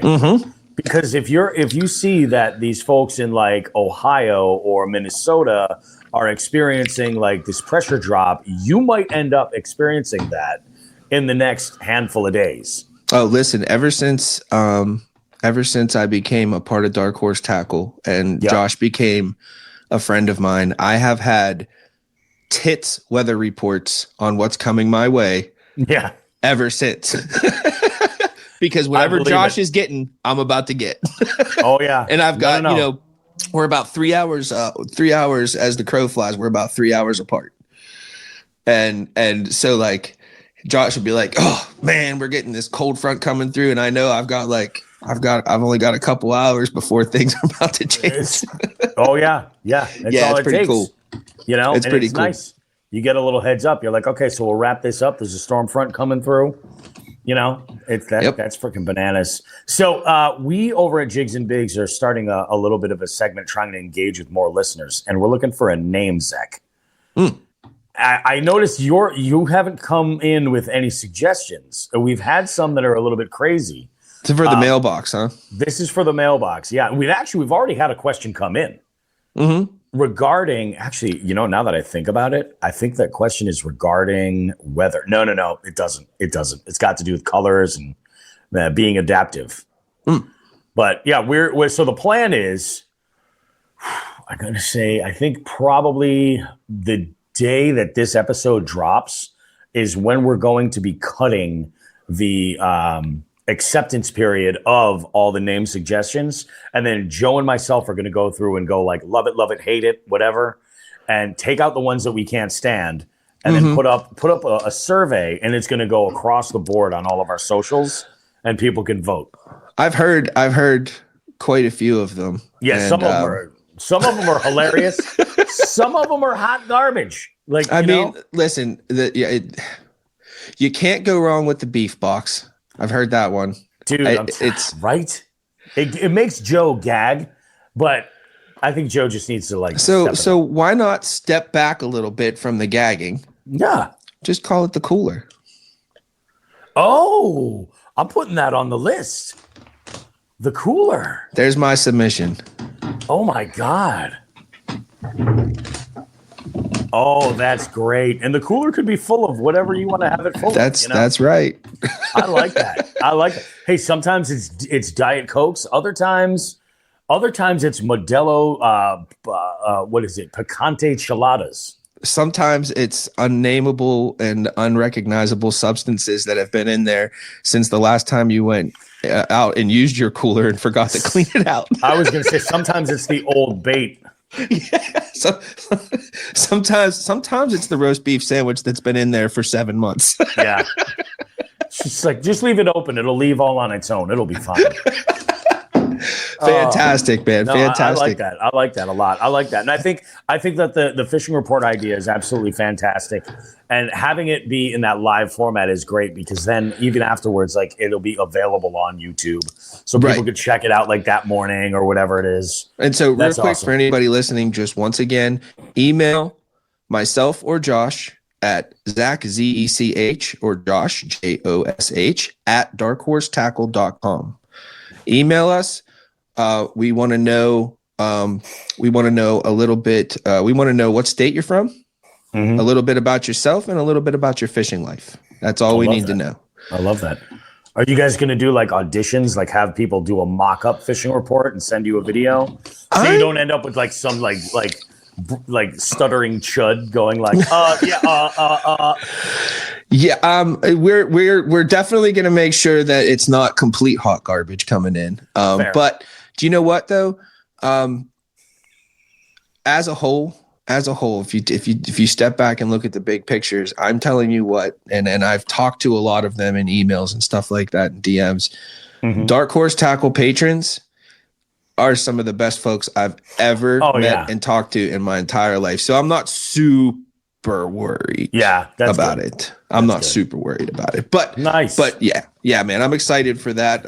That's one thing we're doing. We've got a whole bunch of things going on that are brand new in 2025.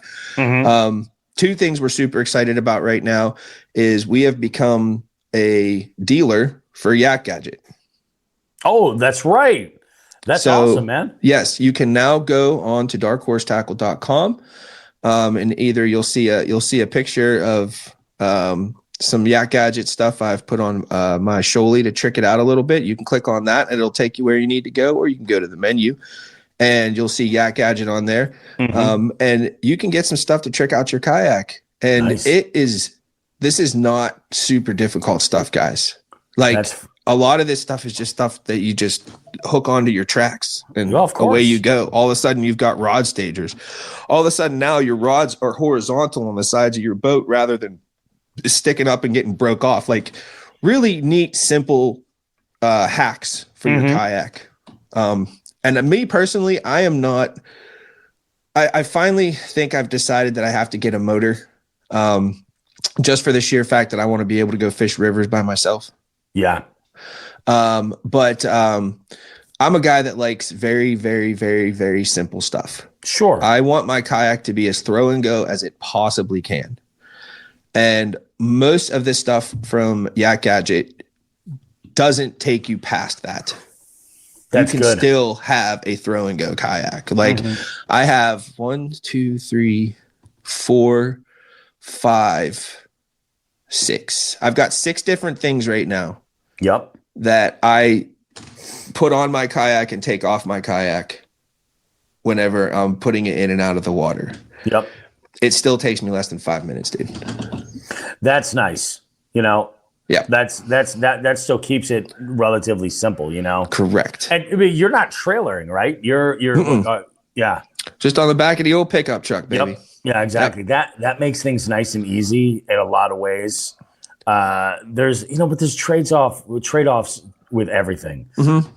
You mentioned the Yak Gadget stuff, which is awesome, but you guys are also a seller for Broken Twig landing nets as well. That's right? correct. We are now a dealer for Broken Twigs landing nets. And if none of you have if some of you haven't heard of Broken Twigs landing nets, yep.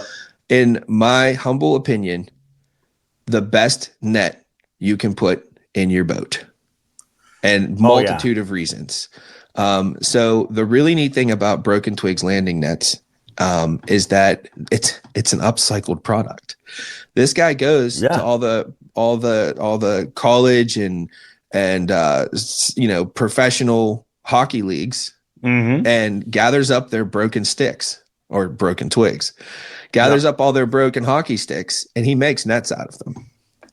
All right. Now, because of that, you've got a net handle that's made out of carbon fiber. You've got a net handle that floats. You've got a net handle that has a coating on it that is really hard to slip. Like when you put your hand, it's a hockey stick, dude. Like they're made not to come out of your damn hands. It's made to grip. Yeah. Yes. And obviously he uses the netting that is safe. The safest for the fish that there is. So you're not screwing up your fish in the netting. That's synthetic netting, and it's also better, I find, for hooks. Yeah, absolutely, 100%.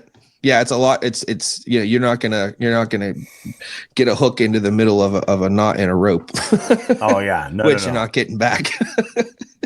But no, it's they're very, very, very nice, and I'm gonna tell you, they're not the cheapest net in the world. No, they're not. But you're not going to lose this thing. It's going to last you. Like, this is it. This is the last net you're going to buy.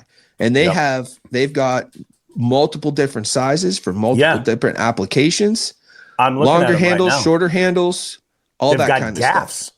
Yes, and they even have gaffs. The fact that they've got gaffs available is insane. So Bobby, we used to do last year. We used to do featured small businesses. In our boxes. So the feature small business was usually somebody whose product that we can't fit into a box and aren't going to have on our website, but we still loved the company and we really wanted to show some support. Sure. Right. So we would, they'd send us some stickers. We'd tell you about them. We'd put a QR code so you could get to them, and they'd give us a discount code. That kind of thing. Well, this is a much better way of of fattening up that virtuous cycle. Yeah, for sure. You know, because honestly, like this stuff kind of makes Josh and I like hyper pro staffers for these companies. You know what I mean? Definitely. Yeah. You know what I'm because saying? You're a retail outlet selling direct, you know? Right. And like I said, just the same with our baits. Yep. Anything you see on that site, that's a suggestion from Josh and myself. Yeah. It's a suggestion. We're not ever going to have a company on there that we would not use or don't use ourselves. I've got a Broken Twigs landing net right over here. Yeah. And I love it. I freaking love it. In fact, Josh and I just sketched out thumbnails for an ad coming up that we're going to do, kind of highlighting a neat way that both these companies work together. Yak Gadget's got a really cool tough tether. And, all right. It's retractable, by the way. They're very nice. Nice. And I think they're like $5-6, dude. Yeah, badass. But anyways, so you got your tough tether, you've got attached to your net. You come through the riffles in the water. Your net flies off the freaking boat. What are you gonna do? You're in a river, everything's moving. Well, guess what? Bing, that net floats. Oh, you had it on a tough tether. Like, bing. Yep. I'm just, brain's always working, man. But those are two huge things going on with Dark Horse Tackle right now. With the introduction of these two American small businesses that are fishing centric, not bait related. Yep. But you can now get them at Dark Horse Tackle, and you have until for Yak Gadget products, you have until April 18th.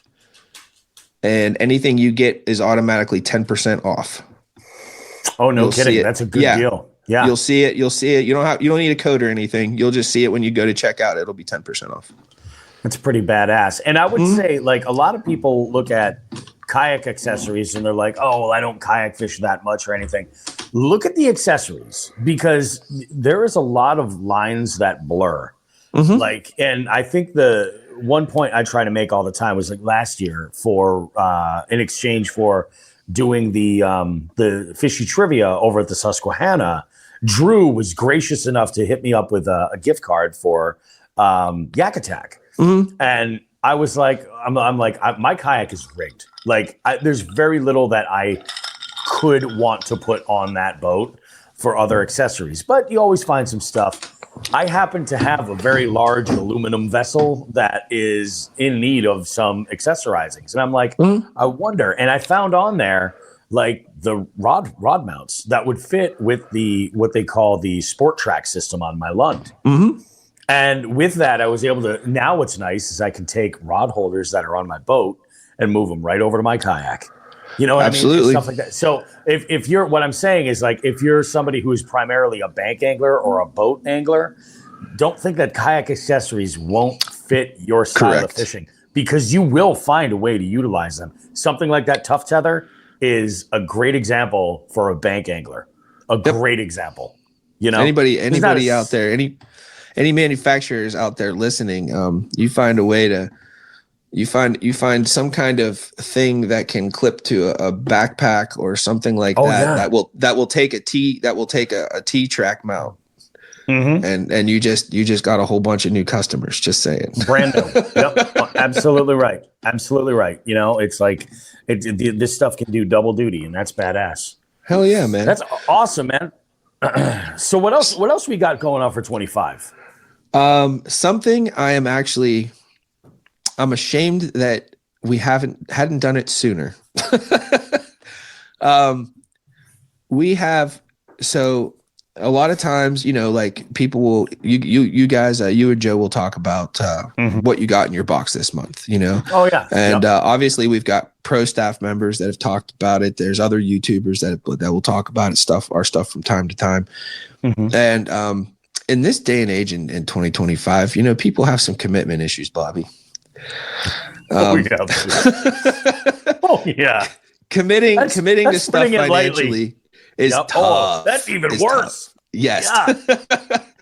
Yeah. So a lot of times folks will want, you know, they saw a month that they were just enamored with one of our boxes, and they're enamored with it.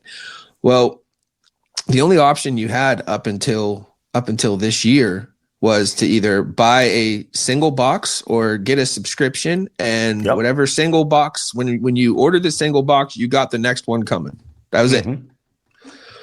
Well, now, as long as we can still build the box, so as long as we still have the inventory to build the box, when you go to Dark Horse Tackle and you go to Dark Horse Tackle boxes, you will see the February box, the March box, the April box for single purchase. And as we move through the year, the months will stack up in there. As long as we can still build the box, you can go and, without having to ask me or ask Josh or any communication, you can go and get the one you want. That's cool. And then, like I said, that way you can pick and choose which ones you want to get. Yep. You know what I mean? Absolutely awesome. So I don't know why I have no idea why it took us this long to do that. But it is now something that you can go do. I love that. I'm looking at it right now. Like I can see, so the April box is there. You could get one in advance before it drops. The March box is available. The February box is available, but the January edition is sold out.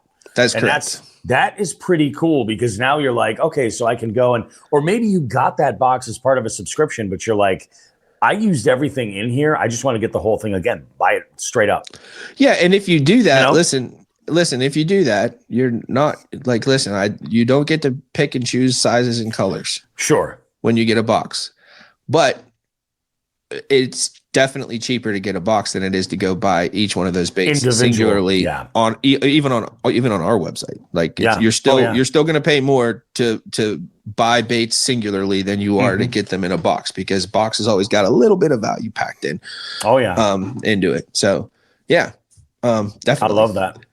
I think that is a good we do move have for Dark Horse.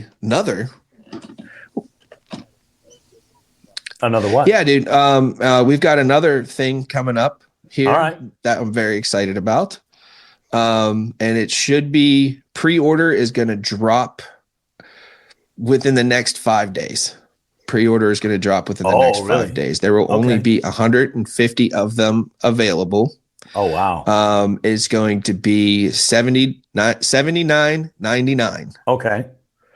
And it is Tackle Talks Bass Essentials. Oh, gotcha. Okay, that's pretty cool.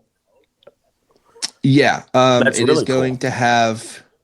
It is literally something that you can take with you. Take the box to the water, add rod and reel. You're set. And be good to go. You're set. Now we That's don't. awesome. Anybody that subscribes to us, we don't normally put hooks in the box. We've only done it once, and it's because there was a bait we really wanted to put in there. With a specific technique, and it made no sense to put that bait in there without a pack of hooks. Fair enough. What I mean? I think I remember the one you're talking about. Yeah, it was the Christmas box for last year. Yeah. So and the reason why we do that is because people got their heads kicked in with like red hooks that they'll never use from all sorts of other subscription boxes in the past. Not ours, but others. People, they just throw in like random packs of hooks and to quote unquote add to the value, and it really didn't do anything. That's probably something you're not ever going to use. But you know what I mean? So that's why we don't put hooks in the box. This box, though, however, is specifically meant to give you the essentials. That's awesome. Absolutely fantastic for, hey, my boyfriend just got into fishing, into bass fishing. What do I way to start? What do I, and I want to get him a special present. Dude, this right here, he can take this. And as Dark Horse Tackle does, it's going to be all from small American businesses. And you're going to see 2 things in that box that are brand new to Dark Horse Tackle and an introduction to Dark Horse Tackle. Number 1, we finally decided on Wicked Weights as our tungsten company. We heard about that. Yeah, that's great. That's awesome. So we are now going to have coming very soon. You're going to be able to get your tungsten weights at Dark Horse Tackle. They come from a small American business. He's actually he's got some proprietary stuff going on with his weights that make them a little bit better than a lot of others. Oh, all right. Yeah, and his name is Jim Sperone. Great guy. Yep. I think he's out from your neck of the woods somewhere. Okay. I know he's northeast. But anyways, so that's really cool. You're going to see those. With a name like Wicked Weights, that makes perfect sense. Right? I'm Wicked. surprised it's not Wicked Weights, dude. But you're also going to see a pack of hooks in there. And the hooks on the hard baits are going to be not Vector. Yeah, I heard about that too. Vector is out of business. And anybody that knows us and knows Dark Horse Tackle, we do not use or sell products that, like I said, everything's a suggestion. I'm not going to suggest something to you that you might not be able to get here in a couple weeks or days or months. Yeah, exactly. I don't really know what is going on with Vector hooks, except for not necessarily our place, you know? Right. I'm pretty sure they're going out of business. That's what I've heard. That's what's been said. And so Dark Horse Tackle has to part ways with them, which kind of put us in a sticky wicket, Bobby. I believe it. Yeah. 100%. As far as small American hook companies go, there's not much. That was pretty much it. Yeah. With much fretting and wringing of hands and gnashing of teeth, we had to go find another hook company. We have settled on BKK. And not a bad spot to land. They are not a small American business by any stretch of the imagination. But I'm not going to suggest a hook to you that we don't want to use. And like we mentioned earlier, there's just really not small American hook companies. Yeah. I'm not going to sit here and badmouth any hook company. No, of course not. Josh and I are very particular about what we suggest to our customers. Yep. And for the price point, for the quality. And I think that's the big one is the quality. Yes. You know, BKK is top notch. Let's also throw this out there too. Like BKK isn't one of those names that you're getting at your typical, big box store regularly.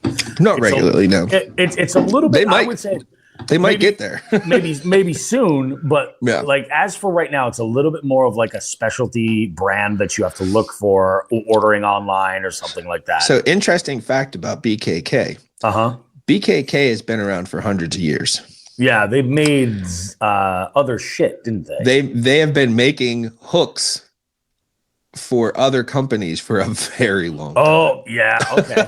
Okay. That makes sense. For a very, very long time. I want to say it was like in the 1800s whenever BKK made their first hook. Oh, wow. It's been a long time, dude. All right. Okay. It was a young kid that made a hook. I think he was like 16 or 15 or something over there in Japan or something, and he made his first hook, and it started a business and started a company, and here they are. But don't fret, everybody. Yeah. This is not a direction change for Dark Horse Tackle as far as our mission statement and what we stand for. This is just something that we have to do out of necessity. And better that we are suggesting hooks that we actually would want you to use and would use ourselves than to try to cram some other thing into the niche in the spot that we need. Yep. Did you see that Joe had just recently purchased that OCD box? We did. Yeah. That, and he also picked up the NACO tungsten box. This man spent several $100s in terminal. True. Yeah. Yeah, dude. It must be nice. I'm actually at that point myself. Yeah. So I've been, for the last 3 years, my fishing has kind of changed. Oh, of course. I was the guy that had, I had A, B, C, D, E, and F. And that is all that I ever took anywhere, and that is all that I fished. Yeah, it's all that you needed. Yep. That was it. And since I've bought Dark Horse Tackle,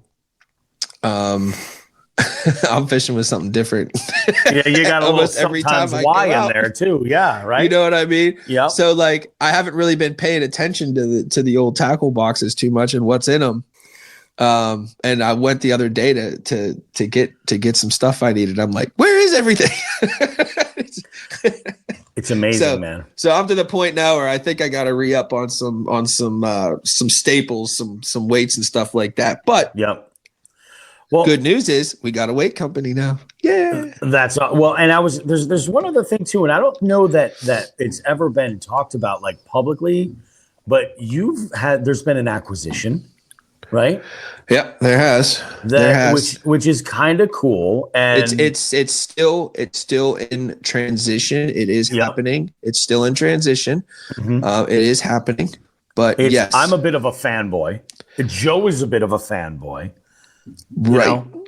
This, So last year, about halfway through the year, I was approached by Jig Masters with a bit of an offer, and Cody and I worked some stuff out. And yes, I am purchasing Jig Masters. Fucking awesome.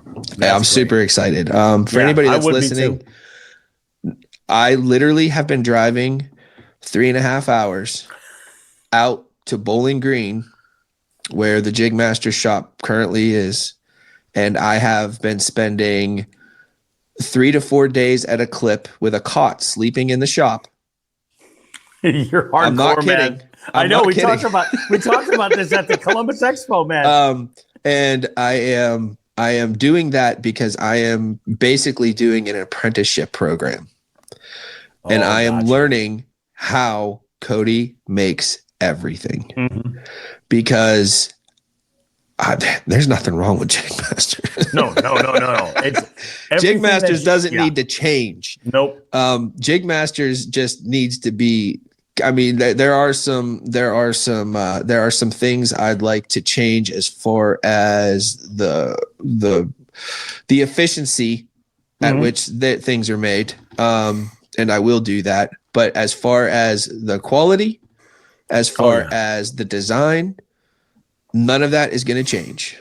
That's awesome. None of that is going to change, and that's very important. I've been very shy about coming right out and saying what I just said, because I don't want anybody to be worried or frightened that Jig Masters is going to change. It's not going to change. In fact, Cody is actually going to stick with me kind of behind the scenes for a long time. That's helping me out, making sure that Jig Masters is Jig Masters. So what's cool is, and for those that are curious, like if you're thinking like it's another one of these acquisitions, the company's going to go to shit. This is going to be the new Dobbins rods. Oh my God.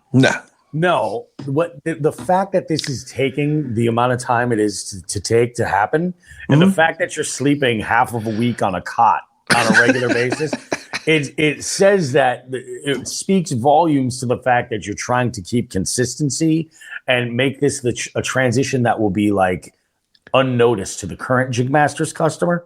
Correct. And I think that's awesome. Good job on both you and Cody. I think that's awesome. Cody's one of our favorite people. One thing that I hope everybody does notice, a change that everybody does notice, is that when you click that order button, things get to your house a lot faster. That's cool. That doesn't just go for Jig Masters. Speaking about hardcore being a psychopath, sleeping on cots and lead shops and all that other stuff, I literally just basically took 30% of my house and turned it into a warehouse. Yeah, you did. Yeah, you did. So, there was a move that bus moment on Instagram, like for a little bit. Yes. That's only to get me through until the pole building goes up behind the house. Okay. Now, why would you do that to your house? First of all, I did it with a little bit of forethought and foresight, so I didn't completely wreck the rooms. I made it so it's very easy to take back down and go back to being what the room was originally intended for. Yeah, exactly. But it was very important to me that, and listen, this is a promise coming from me going out to all Dark Horse Tackle current customers and future customers. Yep. Anything that you order from the bait shop is going to be shipped out within 48 hours. You have my word. Nice. If it doesn't, you get a hold of me and I will give you a gift card for the amount that you spent. 48 hours. Wow. Yes. 48 hours. That's you're going to have people ordering and they're going to be like, and it begins now. Go ahead. Good luck. I'll take that bet. You got to get Randy. You got to get Randy from the New Mexico Chili Company to come on and do your advertising. Did you hear what they're doing? No. If you buy their Hatch chili sauce and you don't like it, you can return it. They will return your money and you keep the product. But his thing is, he's like, it ain't going to happen. It ain't going to happen is what he says. You guys got to get him from the Fresh Chili Company on to do your marketing. Yeah, listen, I've got everything so dialed in that if you order from the bait shop, it's coming. Flip it. Back to the single purchase boxes. You can pick whatever month you want. Once those boxes have shipped out, so subscription boxes always ship out within 5 days of the 9th of the month. All right. Nice. Every once in a while, they're a little early, but more often than not, it's from the 9th to the 14th. Somewhere in there is where they're going to ship. Sweet. And I wish I could make the guarantee that they would always ship on the same day. But listen, I'm dealing with 5 to 7 different small businesses with all their own set of problems. Oh yeah. Not to mention Dark Horse Tackle, and there's a lot that has to go. There's a lot that goes into those subscription boxes, so we need a little bit of leeway on those. However, once those boxes have shipped out, if you order, like right now, if you order a March box, a single purchase March box, that's going out. That's going out within 48 hours. Oh yeah. Done. That's awesome. Gone. Boop. That's awesome. So yeah, it's just beautiful. Like I said, I am never happy with what we're doing. I always want to be better. I always want it to be more. And I just, dude, I'm not going to stop. And Josh is doing moving everything to Pittsburgh and kind of putting me in a spot where I've got kind of control of the product and the inventory and everything else like that has allowed me to focus pretty hardcore, which is great. Yep. To focus pretty hardcore on business operations. Okay. This has freed Josh up to do a lot more, like we spoke about in the beginning. Do more teaching content. Yeah. Showing folks how to rig stuff, showing folks basics on where to start with a certain kind of lure or presentation. And you're going to start to see more and more and more and more of that, because all of that together comes and increases the value of being a Dark Horse Tackle customer. Once you purchase whatever it is you purchase from us, that's not the end of the relationship. Yeah. You can keep coming back to us, even if it's just coming back to our content and hopefully learning something each time you come and see us. And I guarantee it'll probably be entertaining too, because we're a bunch of knuckleheads. Yeah, for sure, man.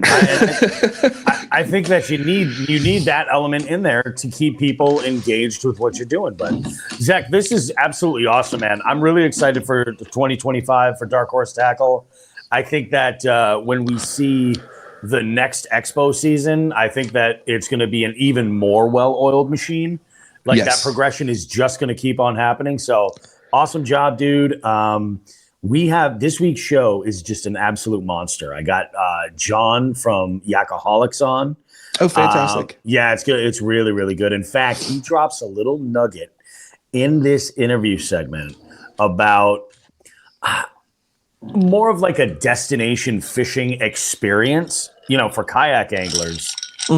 That is absolutely amazing. I'm talking, you fly out there and it's fishing paradise on a destination lake. Yeah, you're not hauling anything with you, nothing like that. It's like It's nice. It's a good setup. We had a great conversation, he and I. It was really, really good. That's awesome, dude. Yeah. Well, you know, Bobby, you know it. For better or for worse, I listen to every single episode. Oh, I know, man, for sure. And you know what, dude? I appreciate that. There are not enough listeners that do that. I mean, there are certainly listeners who do. Yeah. But there are plenty of them that are just like, they don't make it through the. Sometimes we bury those nuggets at the very end for those diehard listeners, you know? To me, I don't know. Just shaking your hand, sending you some crap. It's not crap, obviously, but for the sake of what I'm saying here, sending you some stuff, shaking your hand, and then turning my back. To me, that's not a partnership. No, I agree. I need to be engaged and a part of what you are doing as much as you guys are a part of what we're doing. For sure. And that's how I feel about partnerships, which, by the way, brings me to another little partnership that Dark Horse Tackle has, and a shout out I'd like to make. This year, the championship, the Broodstock event of Kayak Adventure Series is in my neck of the woods. Yeah, it is. So get out here, see if you can beat me. Because I'm gunning. I don't care. I'm gunning for it. So I'm gunning to win. I'm come out here, see if you can beat me, see if you can beat Josh. See some beautiful country, have some great adventures, catch some really nice fish. But yeah, come out to Northwest Pennsylvania and see if you got what it takes. So that event is my birthday is that weekend. Oh. So I'm planning on going out and, dragging the green monster with me and doing some kayak fishing, but it's going to be a party, a big party. Oh yeah. Hey, listen. The boy, my son, he just moved out. I'm an empty nester. No kidding. I'm an empty nester. Wow. Which allowed me to obviously do what I did to the house. That it helps. It for sure helps. But it also, I actually have 2 guest rooms now.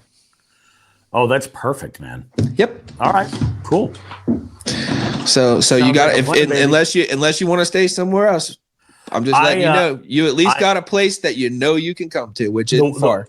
The one thing with that specific tournament, I am sticking to the lakes that are in bounds. Okay. And staying out of the rivers. Just for me, river fishing is so much of a challenge with that kayak. You're an hour to an hour and a half. An hour to 2 hours away from everything at my house. You're an hour to 2 hours away. Yeah. Sweet. So, yeah. That works, man. I love it, dude. Well, Zech, this is awesome. It's always great to have you on the show, dude. Go ahead and keep getting on it, man. I mean, you've got 2025 off to a great start, I can't wait, bro. I can't wait. I love it, dude. I love it. Awesome. Well, you have a good one, buddy. All right. See ya. All right. Take care, pal. Bye-bye.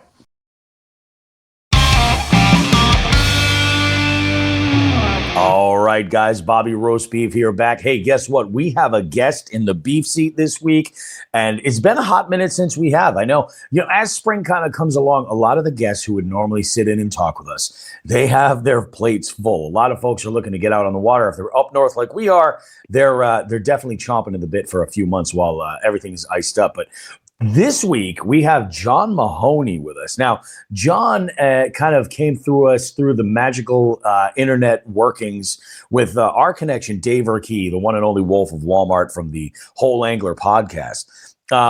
Dave had asked me, he goes, hey, I want to pass your info along to Jon Mahoney, who works with a brand called YAKAHOLICS. And I'd love to get you to have him on the show and all this. So Jon and I connected. We started talking.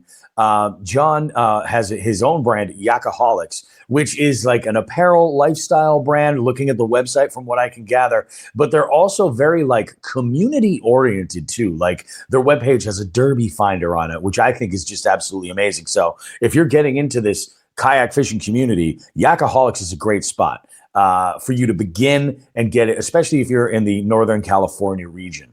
And also, Jon does some work alongside Powell Rods as well. We'll dive into that a little bit too. Jon, welcome to the show. How you doing today, buddy? I'm doing really, really well. Thank you so much for having me. I appreciate you. I couldn't thank you enough. Oh man, my first podcast, so I'm kind of nervous. No, don't be nervous at all. I'll tell you, you picked a good one. I mean, you picked a good one to be on for your first because you can get away with everything over here. It's great because we give zero fucks. We really do Good. over at Jigs and Bigs. So let's go ahead and talk a little bit. I always like whenever we have a guest on, I like to get a little bit of their background in the fishing world. Tell me a little bit about your story. Like, how did you discover fishing? At what age did it kind of become a passion for you? What was the road like getting here? And who sort of got the ball rolling when it comes to fishing in your life? Yeah, that's a really good question. So I grew up born in San Francisco. Then I moved to a town of Roanoke Park, California. And in our town, we were fortunate enough to have a store called the Outdoor Pro Shop. And Skeet Reese was the first manager ever of the Outdoor Pro Shop. So I would go into this shop, and this goes back about 25 years, 26 years now. And it was so unique because the store was right next to a supermarket. So I'd go in there, my mom went shopping, and you could hand pick single like Man's jelly worms, Don Iovino zipper worms, and buy one. And they were full of salt and sugar. And I didn't really know Skeet. I would talk to him a lot. You know, he was always wearing yellow back in the day still. Mm-hmm. And then one day I showed up there, and I always played golf. So my dad told me put a collared shirt on and dress the part. And I asked for a job. And the next manager was Scott Green. And he hired me, and I was a stock kid. So that's awesome. I remember stocking LV 500 Lucky Crafts in the late 90s and 316 Mission Fish, and pretty much just being a grommet and biting at the legs of all the guys with bass boats. And, you know, I'd look out the window, and that's kind of where I fell in love with bass fishing. And, you know, bless Scott Green, that guy taught me not just bass fishing. I kind of fish for everything, but Scott Green molded me, and I owe that guy pretty much everything. Without him, I'd probably be on the bank still. That's awesome. And it's those types of chance meetings where you are introduced to somebody and they kind of instill like because a lot of the time those first people that inspire you to get out and fish, it's more than just fishing. It's a lot of the time it's, you know, the conservation side of things, or like oh, hey, look at this. There's all this trash that somebody left over here, all these bags of Yamamotos or something that are all over the place. Hey, let's pick this stuff up. So it gives you a little bit of sense of appreciation for the environment as well. That's pretty awesome. What was it like? You know, do you have any horror stories working in a tackle shop like that? What was that? War stories? Like, yeah, that or horror stories of like anything that's like, were there any characters specifically? Oh my God, yes. Yeah. I remember the first Fred Hall show I worked, and it was at the Cow Palace, and I kind of grew up next to the Cow Palace in South San Francisco, Daly City. And there was a guy named Tommy Provo, and he was a fly fisherman, and I believe he guides up on Henry's Fork. The guy can cast a fly rod, and he's been guiding forever. But I remember, I don't even think I knew what pot was, and they told me to get in his Xterra, and I think he was growing weed on the floorboard. And we stayed in the same hotel room together. And my boss ended up coming down in the morning, and I was sleeping on the couch because this guy snored like you wouldn't believe it. Oh, yeah. And he smoked all day long. I would watch him knock over rod racks full of rods, and then he would blame another person.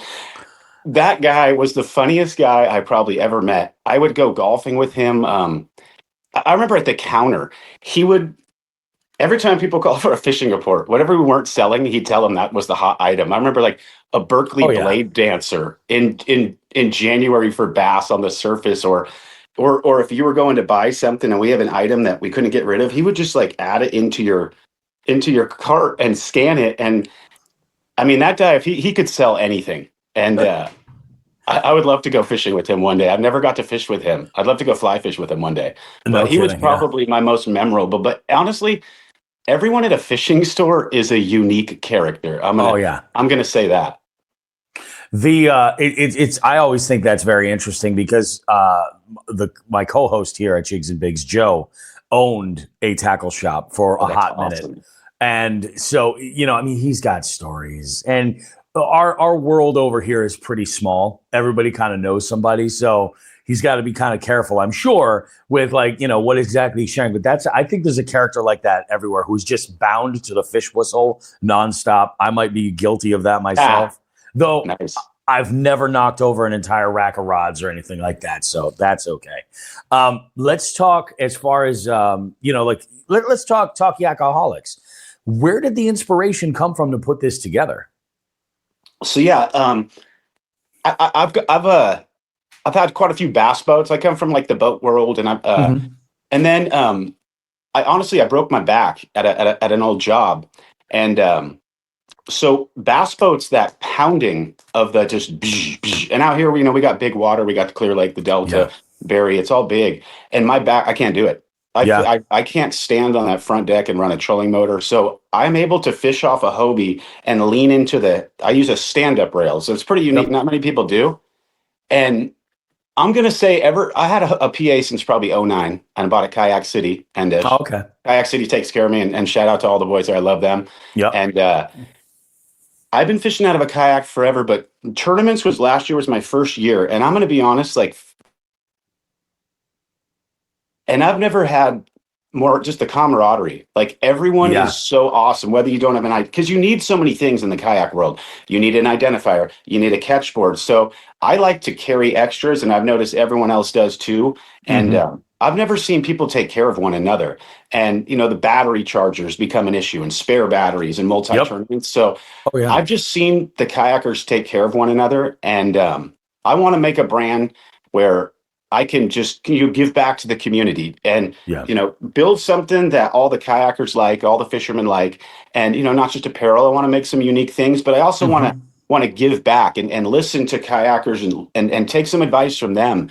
And, just build a whole brand. And it's really cool seeing like at a last YAKA tournament, there was probably like 7 or 8 YAKAHOLICS hoodies. And, everyone's just, honestly, the kayak scene is so awesome. And I wanted to make something that I could meet everyone through my own business, because I'm kind of an introvert. So I felt like it was a good way for me to be an extrovert and talk to everybody.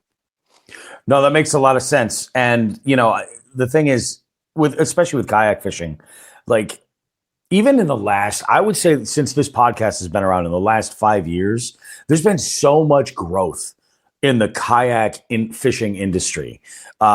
First off, it's actually become like a legitimate industry. Like there's so many different products that are out there. And the interesting thing is with kayak fishing, especially now, I don't know if this is the way that it works where you're out in California, but up where I am in Massachusetts, one of the things that is very appealing to a lot of folks that kayak fish is the fact that as long as you're not powered, if you don't have a remote, you don't have to register your boat.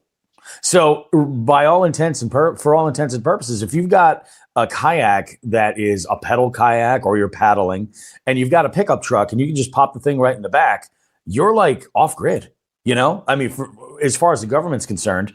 And I think the challenge with some of that is oftentimes, like, especially when this was just getting started, you ever play that game as a kid, Mousetrap?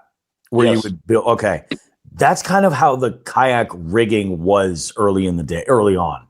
It was a lot of like, you really needed that DIY, like inspiration and the ability to kind of like put these things together to make it happen. Like the first time people were putting trolling motors in kayaks or, even rigging them for electronics,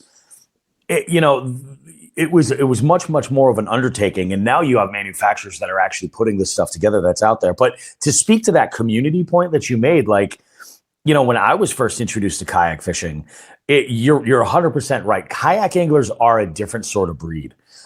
Even when they're competing against one another, there is this sort of camaraderie that's still there where they look out for each other.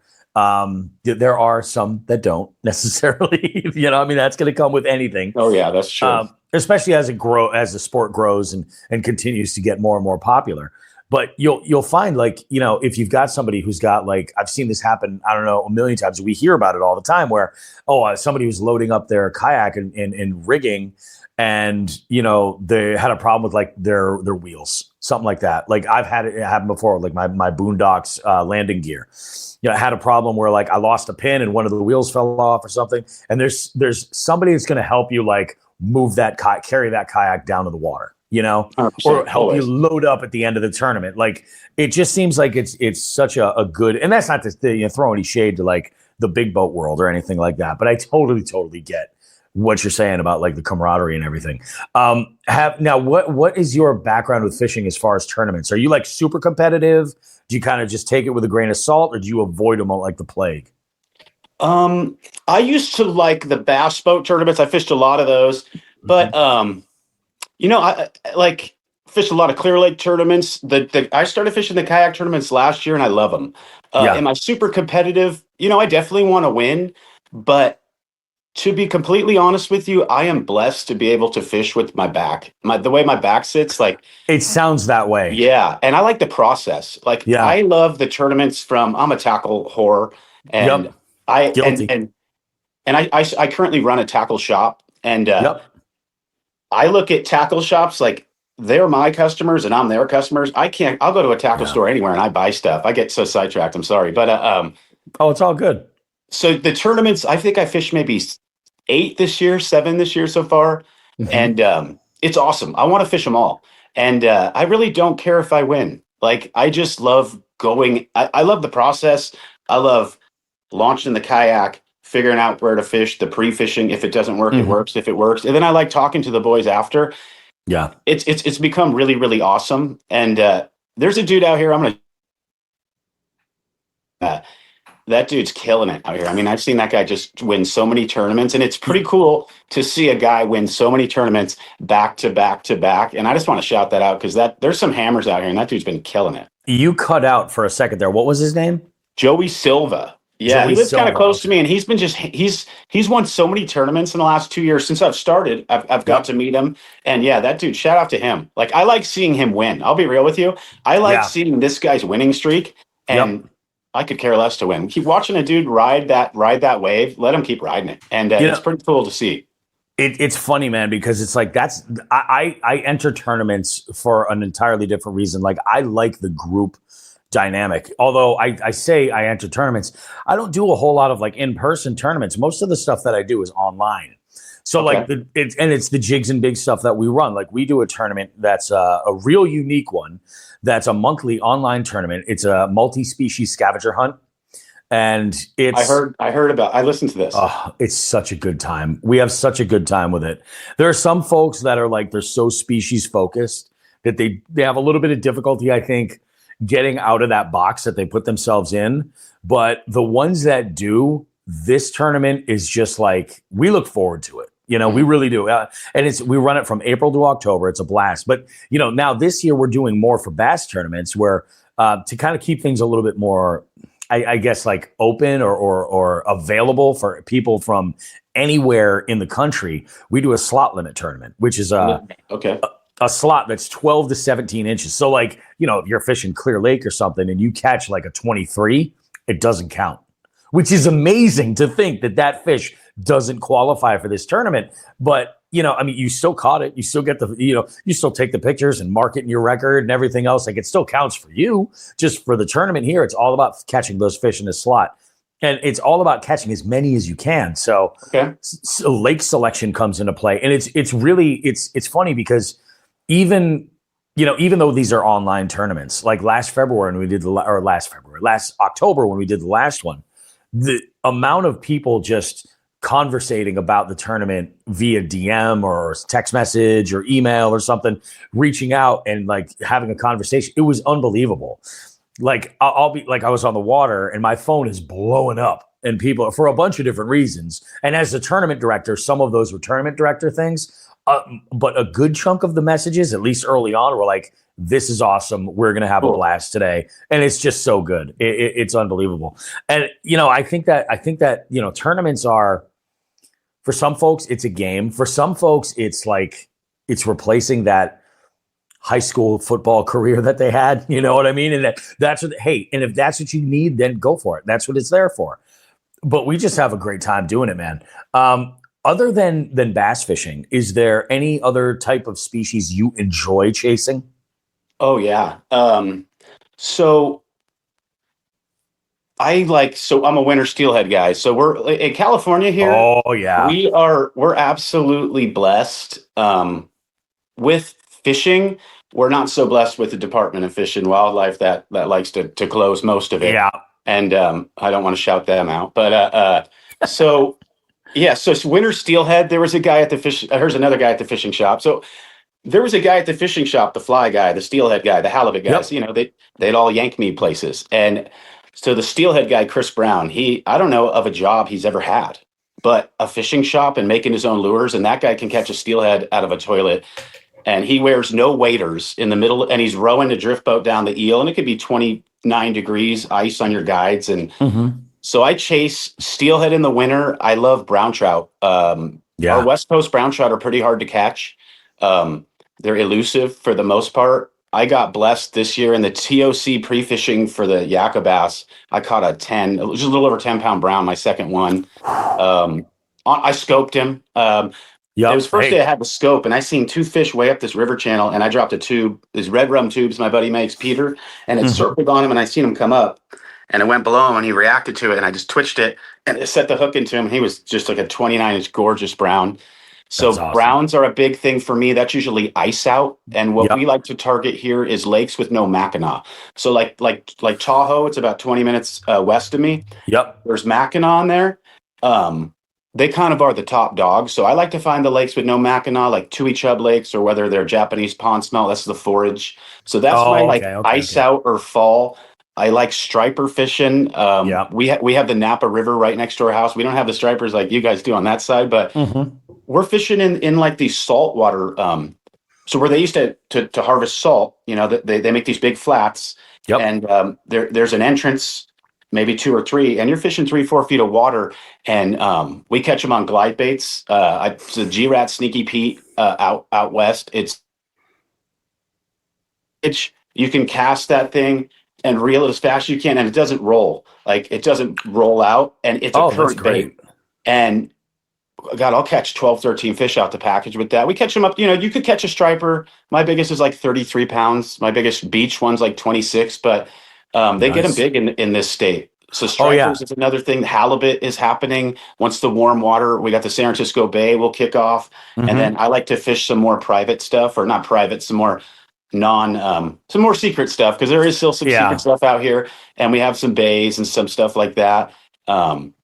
That's pretty much Pyramid Lake. I got a cutthroat lake in Reno. That's about an hour north of me. If you've never seen Pyramid Lake cutthroat, they catch them up to 30 pounds. They fish on ladders. It's a unique thing. Really? Right now they're out there on ladders, and the fish want to spawn. So the Truckee River comes out of Tahoe into Pyramid, and it's an alkaline lake, so there's no outflow. So those trout are always swimming into the current. And so right now they're swimming towards the Truckee. So you'll be on a ladder, you'll see trout 40 inches swim past your feet. And there's 2 strains in there. There's a Summit and a Pilot. Summit are more dark. They look like a downer steelhead, a steelhead that's spent and on its way back to the ocean. And then there's the Pilot Peaks, and those are hot chromers. And right now, you go out there, you'll see sprinter vans with British Columbia plates, Montana, New York. It's the most prolific little cutthroat fishery, probably in the world, I want to say. And the natives take such an amazing job of it, and they police us really well out there, which people need to be policed, because we don't need any trash on those. Trash and lakes isn't good. So yeah, I fish for everything, and Dave told me you do too. So I was jacked to listen to what you guys got out there, because I haven't made it out there, but next year I plan on being jobless, to be honest with you, and just kind of maybe selling some pow rods, pushing my brand, and fishing across the whole country. And look out for YAKAHOLICS. I'm going to try to go to every state and fish. Is my goal. That I think is the dream right there, 100%. Have you considered getting involved in checking out some of the Kayak Adventure series? Who told me about those recently? Might have been Dave.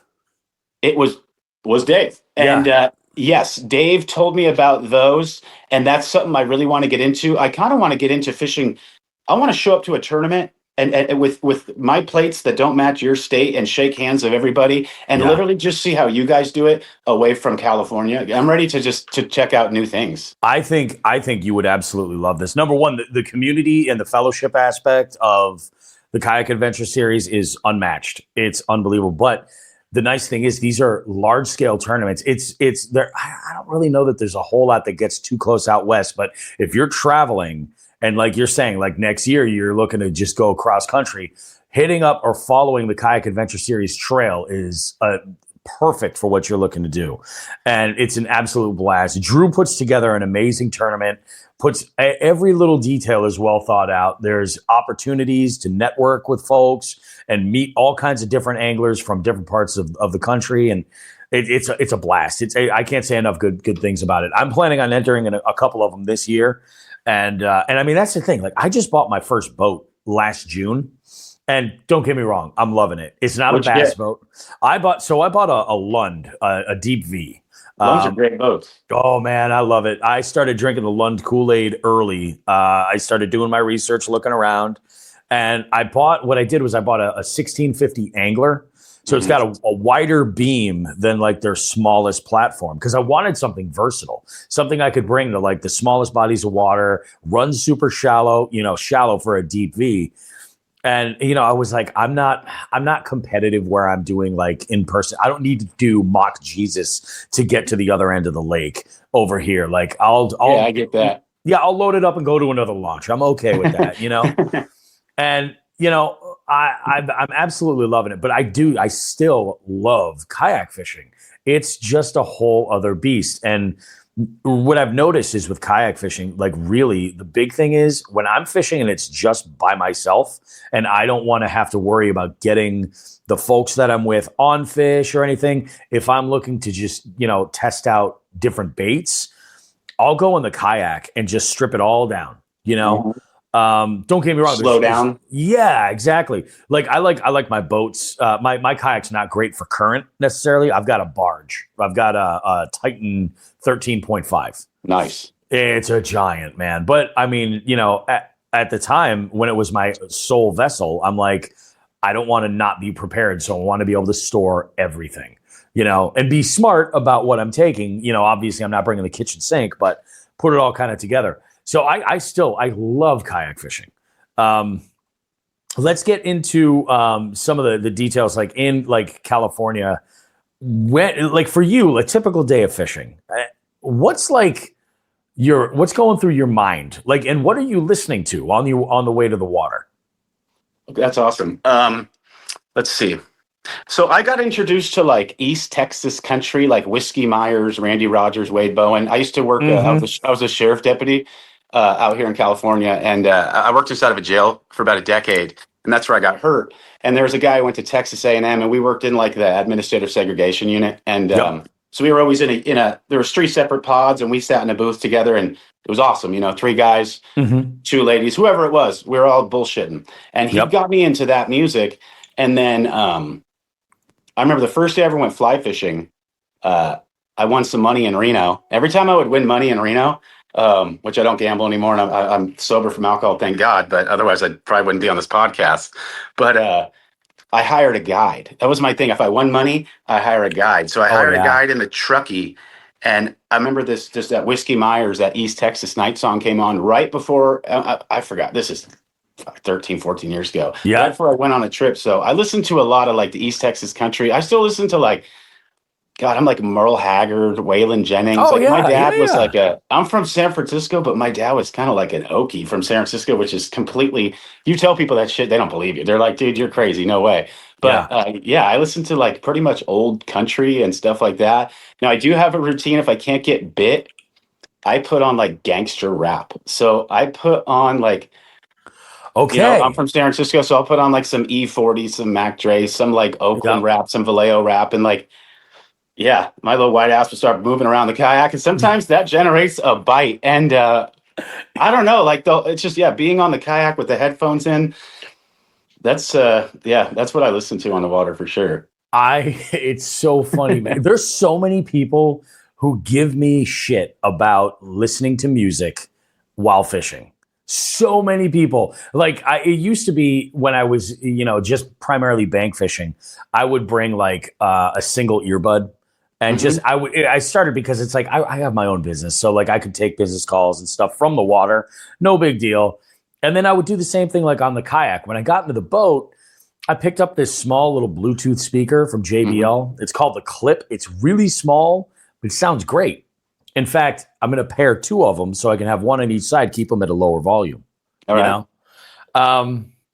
I just dropped a YouTube video this past weekend where my buddy and I were fishing this one spot out in Cape Cod, and we were just having no real luck of it at all. And I was like, you know what the problem is? I don't have any tunes going. Let's put something on. So I just put on like, what was it, the day list or something? I got my first bite there. The second bite that I got, my buddy goes, you know what the real problem is, Bobby? We got to put on Creed radio. Ooh. I said, all right, now here's the thing. I'm not a fan. Neither Creed is can my get you in a buddy. mood you've never been in, I feel like. That's what I'm saying. But that's exactly it. So we put it on, and then that's when the bites started happening, was right there. So, Dave and I, quick story with Dave, when we were at the Columbus Fishing Expo this last year, I was giving him a little bit of a tutorial about editing, like, the editing software that I use for audio. And I made this little drop in here that's with a play off of a term he introduced me to called Dude Pride. Mm-hmm. And it uses a Creed song in it. So I put this whole thing together, and I spliced it into the video. It's just ridiculous. But yeah, I don't know. If so many people give me a hard time about listening to music on the water. And I'm like, I don't know, man. I've caught some really big fish listening to like all kinds of stuff. And sometimes, and this is one of the things, like, I'm glad you mentioned, like, if you're having a tough day, you'll put something else on. Like, if it's a real finessey kind of day and I have to remind myself to slow down, I have a slow blues playlist that I'll play where it's all the slowest of the slow stuff. And it's just a little bit of a reminder to keep okay, slow down, drag that over every single little pebble that you can count, I like that. And sometimes it's a good thing, so that's wild. One of the things about fishing that I think amazes me the most is like that level of like community and stuff. And everybody's got to eat. We've all got to eat. We're all going to die. It's just, that's the way it is. Mm-hmm. So let's say you're out and you're just having an amazing day, or the exact opposite, and it's terrible. Where are you going to get a good meal? Local mom and pop. We're not talking about Chick-fil-A or anything like that. Local mom and pop. Where are you going for a good late breakfast or an early lunch or a lunch to either celebrate a great day or punish your body for it not being fantastic? That's a great question. So in California where I live, when you have a trailer and you're by yourself, you kind of have to be very cautious of where you stop to get lunch, because you could come back and have nothing. Yep. And I found some fish at Folsom on a glide bait. And then tournament day, I blanked. Big old goose egg. And, I was frustrated, but at the end of the day, like, those fish, I guess, were shallow and I was fishing deep. So I was way off. And the goose egg's a good thing sometimes, because it humbles you. But on the way home, I stop at a place in Sacramento. It's called Urban Roots. And what's cool about it is it's a brewery. I wish I still drank beer, but I'd probably never leave if I started drinking there. But across the street is an old state building that's, I think, abandoned. So I'm able to park my kayak and kind of see it from the patio, but it's a smokehouse barbecue shop. And I got I basically do like the carnivore diet, but I cheated that day, so I got fries.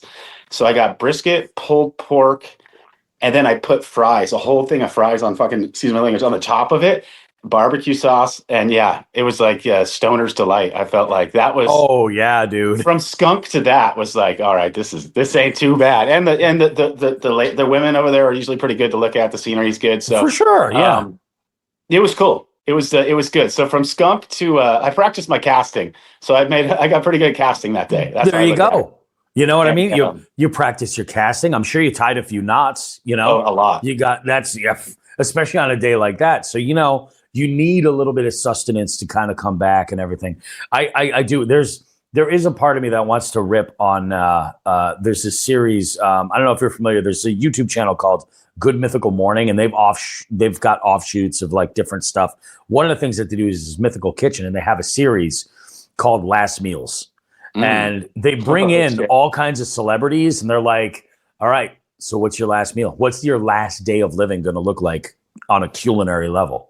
And people select those individuals. And I'm like, that's a little bit heavy for this show, for Jigs and Bigs. But I'm like, picking out like the local mom and pop spot that you're going to go to. And I've had folks recommend stuff. And when I travel to those areas, I've got a list. I'm going, I've got. I heard what you said about Chick. What is it? No. It was Cane's. Was it Cane's? You said it's Cane's. Oh my God, it's a mayonnaise sandwich. Cane's is crazy because when I moved to Reno, Yep. I needed to get health benefits because I was married at the time. So I got a job at Best Buy, of all things, like loss prevention. I had a yellow shirt. I was like that guy up front. You're the dude, yeah. I was the annoying dude who I didn't want to be that guy, but I would go to Whole Foods at lunch and drink a few beers. So I made it a little bit better. Not to get onto that topic, but sure, yeah. Raising Cane's was in the parking lot. Yep. And that was the only restaurant, fast food I've ever seen other than In-N-Out Burger, because there's a line at In-N-Out. It's crazy. That's the only store, fast food I've ever seen. And I didn't know what it was. So I went there one day after I had 2 beers on my lunch break. And I feel you. It wasn't really a chicken strip to me. And I used to eat them as a kid every day, I feel like. I will say, I will give them credit. As far as the fast food industry is concerned, their chicken strips are of the absolute highest quality. They're great about that. But there is a slice of the American audience that they're catering to, and they do it well, and they are happy, so that's fine. Yeah, they're genius. Yeah, hey, it's all good. But I was amazed. I was like, what do you mean you don't have any Diet Coke? And then it was just so weird. I'm like, I will tell you. So here's the big secret. I don't want to let anybody, I don't want to burst anybody's bubble here, but the Cane's sauce, right? Mid. I live in Holyoke, Massachusetts. We have a massive Puerto Rican community in my city. There is a condiment at any of these Spanish restaurants you can go to that's called mayo ketchup. And it's a sauce that's mayonnaise, ketchup, and other seasonings. Superior by far. Goya makes a mayo ketchup that you can buy in the grocery store. I recommend it. See, this is the thing about this show. We turn down this one path, we get on one tangent, we go down another. I am curious about you. Now, you mentioned that you do some work with Powell Rods. How did that relationship come to be, and what is it that you typically do with them? Yeah, so Keith, he's the owner of Powell Rods. Let's see. When I was working as a sheriff deputy, I was fishing a lot of tournaments like '08, and he was the first gentleman who I could drive to one of his facilities in Marin County and kind of by San Francisco. And he would show me all these rods he had, and he hooked me up with some rods. And nice. It's a very big West Coast name. I would like fly fishing. Yeah. So 1910, I think they started in Chico. I wish I had some of those rods. Those things on eBay they're like split bamboo, I would assume. Oh wow. But so the way Pal and I got real close was I run a store called the Outdoor Pro Shop, and we're a 25,000 square foot tackle shop in California, and I oversee the whole store. Send you some of those cutters. So we have these braid cutters. You can get them on tacklewarehouse.com.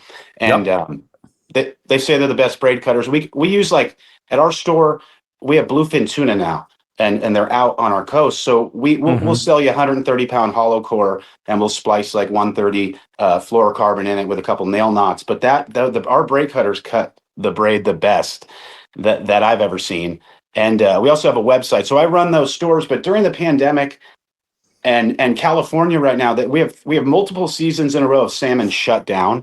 So our business and the salmon industry, it's not good for the West Coast. So our business is down 60% because we rely heavily on our salmon. Our salmon's like LA's tuna, Gotcha. San Diego's tuna. So Powell Rods during this has given us he's driven rods down on a weekly basis to make sure that we have, because everyone loves Powell. It's a well-known name in California. Oh yeah. And Keith, who owns it, he had the world record spot in a tournament. For me, it's important to rep a rod company where the owner actually fishes. That's something that I really agree. like. And so he hooked us up with rods when I wasn't able to make payments to this guy or this guy because business is tight. So he's been a sweetheart to us, and I've fished his rods forever. And I told him we need to get more into the kayak community. So recently, the Bass Angler magazine had a tournament out here at Clear Lake, and I think 107 inches won. It was insane, right? Oh, no kidding. Multiple Wow. 30-pound bags, probably one pushing 40. We gave a couple Powell rods to what was cool is Keith wanted to do first out of the money, because everyone first out of the money is always like, darn, I was right there. So close. Yeah. The first out of the money got a rod, and then I think they raffled a rod. So he's. I want to help maybe design a rod or do this or do that, but I believe in the rods, and he's got coming from running a fishing store. Like, I think the expensive days of rods are kind of very, very, they're dwindling, like I personally like NRXs and high-end megabass. That's me. Oh yeah. But a lot of people want like a more of a price pointed rod. So like what he's focusing on now is like 100 and 160 versus, 6 years ago at our store, people came in and bought a GLX and a Bantam, and they didn't mind spending $1,000 on one rod and reel. Nowadays, people kind of want the $100 rod and $100 reel. So he's definitely making a really, really, really high end product at a really, really good price. Yep. And it's been so good to our store and so good to me. And his rods are killer. He's got Wesley Strader on the Elite Series that fishes them, and I'm going to get some your way. I'm waiting on the new batch to show up. He's got these new platinums that came out, and nice.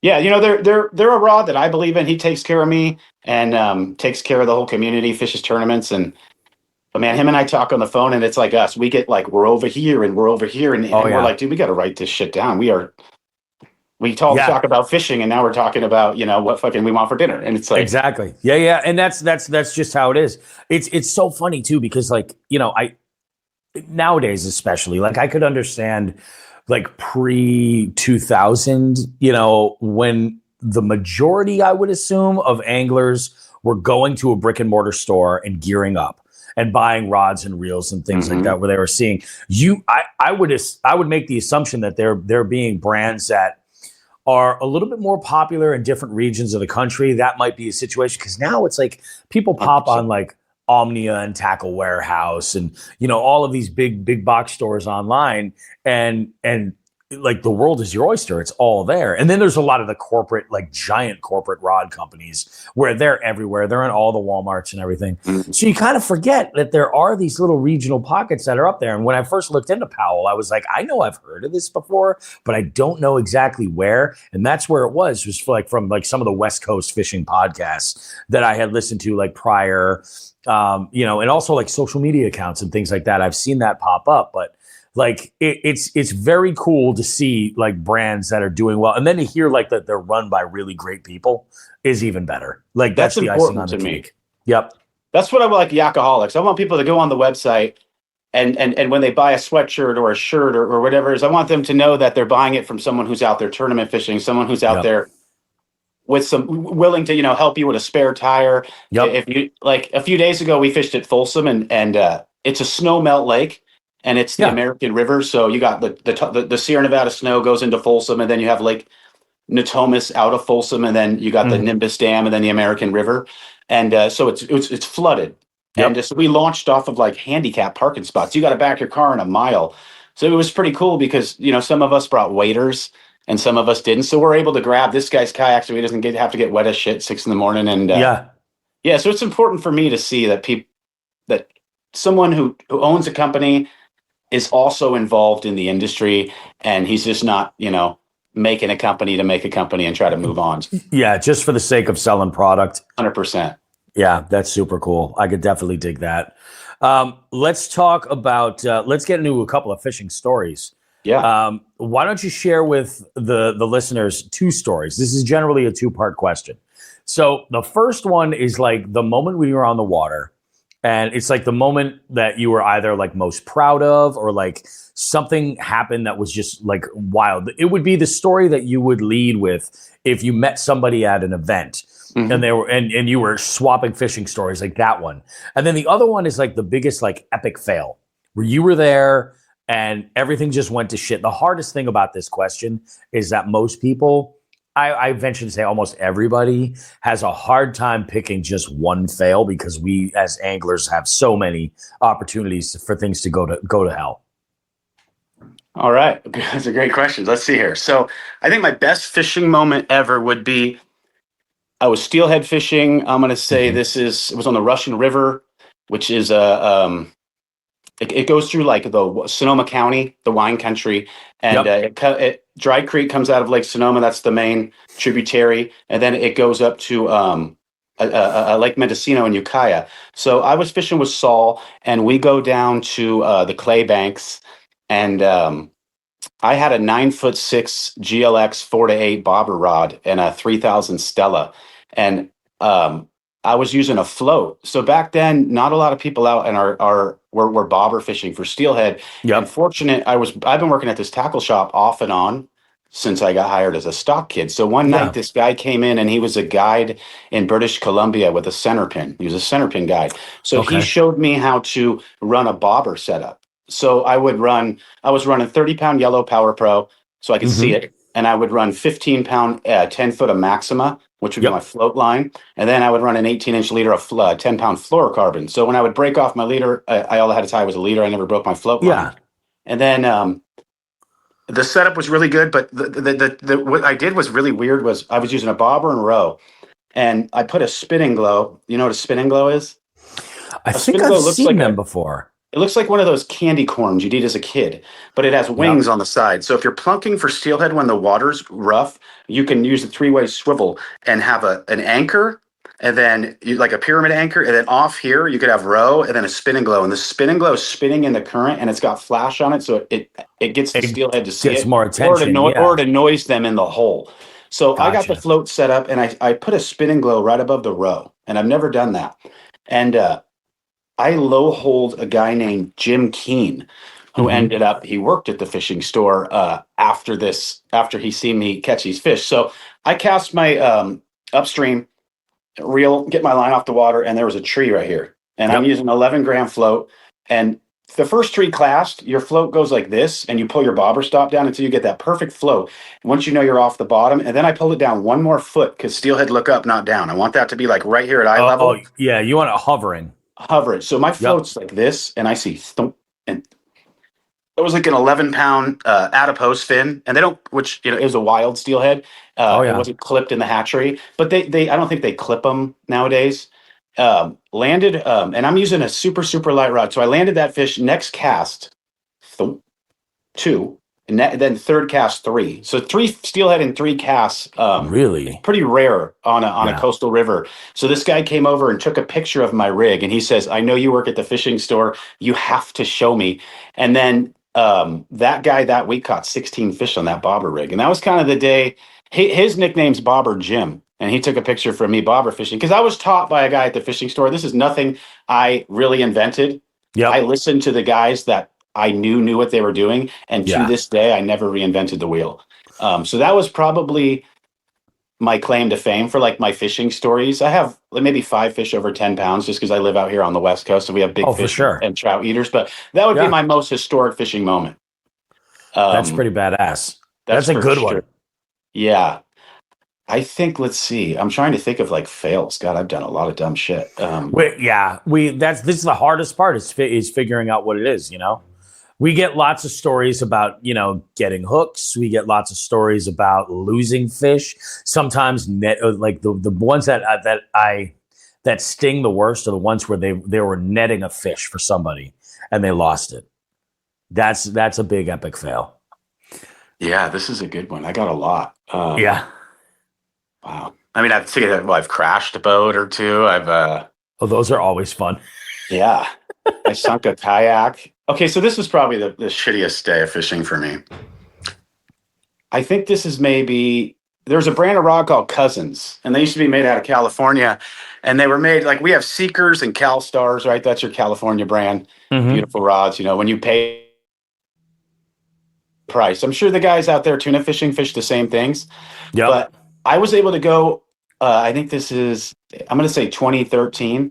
I put my Pro Angler in the back of my Tacoma at the time, and I went down to the Cousins factory, and Tony the rep, it's out of business now. The rods if you find one, buy it. American made, they're bad. And they made me a rod in the factory. I got to see how they make rods, got to see, it was so cool. Things I've never seen before, how a rod's spined and all the kinds of cool things. So they gave me a rod, and then they hooked me up with the Jackson kayak team. So the next day I go down to La Jolla. Nice.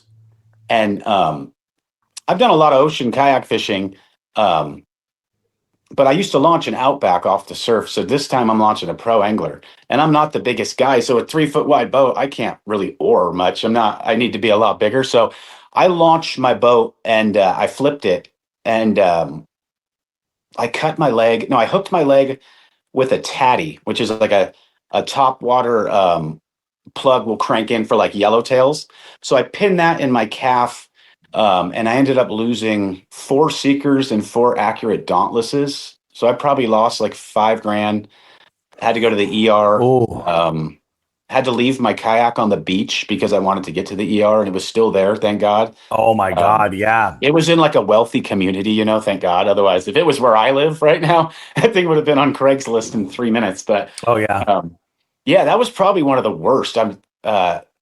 Yeah, I'd say that was probably one of the worst. Flipping the kayak and losing probably $5,000-6,000 worth of gear. That is the worst. There's a lot of people who have gone through that, and you know, like that's where being part of like a tournament trail or something is often a good thing, because a lot of those folks have also been there, and they will, you know, some will help you get back out there to, you know, try and track down your stuff, or some of them will say, hey, I've got some tackle boxes with some terminal stuff that I don't need here, you take it, or something like that. Like that community really does come in pretty handy there. When you're out solo on your own like that, though, that's rough. That's real rough. I have been lucky. The only times I've ever dumped my kayak, I've been really shallow. So while I may have damaged some stuff, I was able to get the majority of it. Flipping it in deep water sucks because you do lose so much. And I mean, let alone like the risk of your life and everything. Oh yeah, so it's gnarly. That's the thing about kayak fishing. It's like, now, have you taken a kayak in the ocean yet? Oh yeah. I used to do it a lot. Like I started rock fishing, I'm gonna say 08, 09, maybe 07 out of Timber Cove. And back then, that's off of our coast of like Bodega Bay, you know, like you're like 20 miles north. And there you would see maybe 4 or 5 kayaks. You'd be like, hey, and you go over. Now, like, it's wild. Yeah, There's a million, but they shut down shallow rock fishing, the state of California. So they want me to go to 50 fathoms, which is, you know, 300 feet. To get out there, you got to go 30 miles. So they have pretty much destroyed the shallow water rock fishing. They've hurt the kayak industry big time out here. I really hope they open it this year, because anyone on a pedal drive kayak in great whitewater catching lingcod, by all means should have the right to harvest his own, you know, food. Oh, for sure. And it's like, I do it all the time, and in the back of my mind, because you see them. The more you go out there, you'll see the whites pop. They're there. And you could change the legislation to make it so that it's fishing accessible only from small vessel. You know what I mean? Like that, or shrink it down, make it specifically non-power small vessel, because 30 miles out is a long way to go. Like you might as well have a boat and then drop your kayak out. You know what I mean? Yeah, you got to have twins. At that point, yeah. That's insane. That's insane. I've done it once. There was I did. The day that we were out there it was brutal. We were also near a warm water outflow from a power plant. And it's just the congestion and the fact that the big boats, at least out here, they can 100% see you. They have the gear to know that you're there. They don't care at all. And like, it was like, there were moments where and like I said, like my kayak is a barge. And there were points where there would be just this huge roller would come up, and I would be looking almost straight down, holding onto the bottom of my seat, holding myself in like this. And I'm like, what am I even doing? Yeah, fuck this. But at the same time, to that kayak's credit, I stayed in the whole time. Like I could not believe it. I thought it was going to be a little bit dicey. And I was like, even when I was rigging up, I'm like, I should bring as few things as possible out here, just in case. Just a couple of rods that I'm pretty sure I'm going to use. Of course, I made one of them my big swim bait rod, like a moron. Were you fishing with stripers? We were fishing there was a tournament going on called the Trifecta, and I think it was striper, bluefish, and what was the other one? Was it fluke? It might have been fluke was the other one. And it was, I wasn't even in the tournament. I was just fishing with some other guys that were in it. And we were just throwing high-low rigs. And I think I caught my first sea bass and my first scup that day, which was, hey, very, very cool. But like the size of these fish that I caught was laughable. I've caught bluegill larger than these fish that I caught. It was just like, hey, but it was an experience, and we're beyond it. I might give it a shot. I may splash my boat in salt water possibly this summer. Yeah, your boat's like a perfect all around boat. Yeah, that's what I tell everybody. I'm like, I can get out there and do so much. And the thing is with it, really, the primary reason why I got into owning a boat is because I love to fish with other people. And even when you fish with other people in a kayak, you're still a lone wolf. Like, you can pack together, but you're not in the same vessel. You're not necessarily sharing the same gear. You're not, it's a different kind of animal. Mm-hmm. And then also there's the fact that, like, I mean, I would go out and kayak fish, and there's friends of mine, from high school and college that are like, yeah, I'd love to go fishing with you. We should go. Getting them in a kayak is going to be like pulling teeth, number one, because I've got two. I've got an old Ascend 128T, but even that, like, some folks are really sketchy about the idea of such a small vessel. I've had people get into my boat that are like, "Is this safe?" I'm like, "What are you talking about? Of course it's safe." Well, let's see. Let's go. Well, we're gonna wing it. Like, we're gonna send it. We'll see what happens. But it's all good. What can you do? John, this was absolutely awesome, man. I want to thank you so much for being part of the show. Before we go, I want you to do everybody, all the listeners, a favor. Let them know, promote yourself a little bit. Let them know where they can find you with YAKAHOLICS. Let them know where anything on social media, where they can find out more, and if they need to get in touch with you, how they can do that. Yeah, awesome. Thank you so much. So my name's John with YAKAHOLICS, and I got a website going right now, and I'm not too good with the technology, but I'm doing my best. So I got some new hats, some new hoodies, all kinds of cool stuff. I'm hoping within a month or two, I'm going to be working with Powell a lot more. And then next year, I'm going to travel the country. I want to go to Texas. I want to go to Alabama. I want to go to the East Coast, and I'm going to get a new truck and just go. So if you see me, I'm going to wrap my truck, YAKAHOLICS, wrap my kayak. I have a Snake River trailer. I got a couple Hobies. And then one other thing I wanted to say that I'm going to be working on doing is, I think the West Coast, we have a lot of lakes that people want to fish, and they just can't get here. And California, I understand, we have our taxes and hotels and fishing licenses. It's astronomical. You could go to the Seychelles for probably the same price. But what I'm working on is doing a destination kayak deal. So if you and your friend from Texas or New York want to come to Clear Lake, I have multiple kayaks, and they're all set. So whether they have XI3 spot locks on the front and K300s on the back, they're mostly pro anglers. And then I'm going to get a few of the new Bonafides, the XTR 13s. But I have Panoptics with the 34 transducer. I got the Lowrance. I have the Active Target too. So if you're a Garmin or a Lowrance guy, I have the kayak for you. I'll also have Powell rods with reels. I'll have everything. I'll have all the tackle. So I want to do destination fishing on Clear Lake where you can get in a plane. Let me know what you like to fish. I'll have a box of jerk baits, whatever it is. We'll take you out, and then I'll guide you. And I have friends that we can work with. Unless you know how to fish, I can show you on a map the spots that are hot. And I want to do something unique. I don't just want to make clothing. So I'm working on a lot of things, and hit me up on Instagram. I'm the one who runs it. I'll message you back if you have ideas. Please, I'm completely open and transparent. And the best ideas I've ever gotten are from other fishermen. That's awesome, man. I think that is like you're saying, like a destination trip where you can just fly out and then be out there and fish. It's a lot like a guided trip, but it's also, probably a little bit more self-reliant, because again, you're in the kayaks and you're doing some of this stuff. And every once in a while I'll come across a guide who offers a kayak fishing run like this. And I think it's probably like that next level of like, okay, so you want to try this? This is a great way to go and try it and fish a real destination. 100%. That's my plan. And then if you want to buy a kayak, I can get you to Kayak City. And then I run the Snake River trailers. He's out of Idaho, Steve. I have two. Those now. are amazing. I have a single and a double. And nice. I got his trailer into the Sportsman's Expo this year in Sacramento through Kayak City. And that's where I dropped my brand. And I gave 72 sweatshirts away that day. And people came up to try to buy them. And I said, just please take it. And just seeing the pictures with the sweatshirts, and I was able to, it was so cool. But yeah, the Snake River trailers are awesome. So yeah.